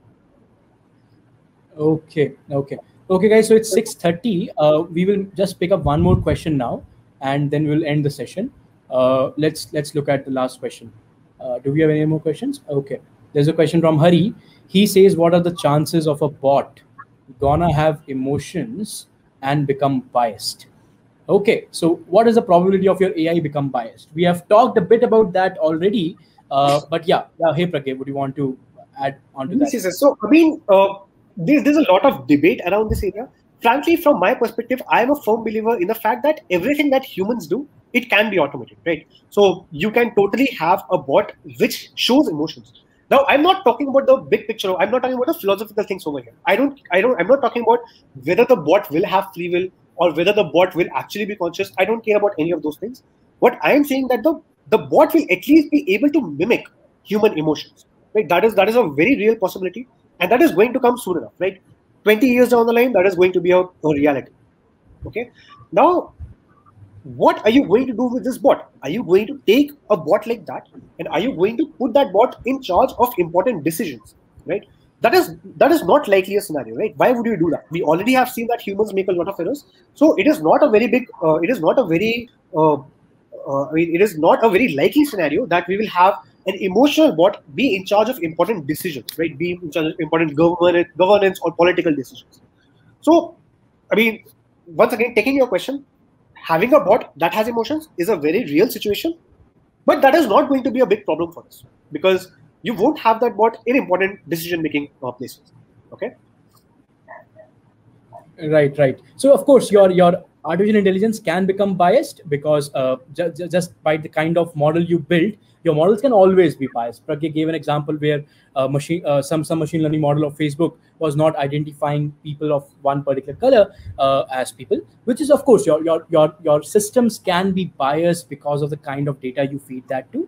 Emotions, as Pragya rightly pointed out, you can mimic emotions, but to be honest, I personally am not very worried about AI actually being consciousness of its own. It's a very big topic. There are very strong arguments on both sides, but let's not go there, discuss that right now. But yeah, I would say that, hey, of course your systems can be biased.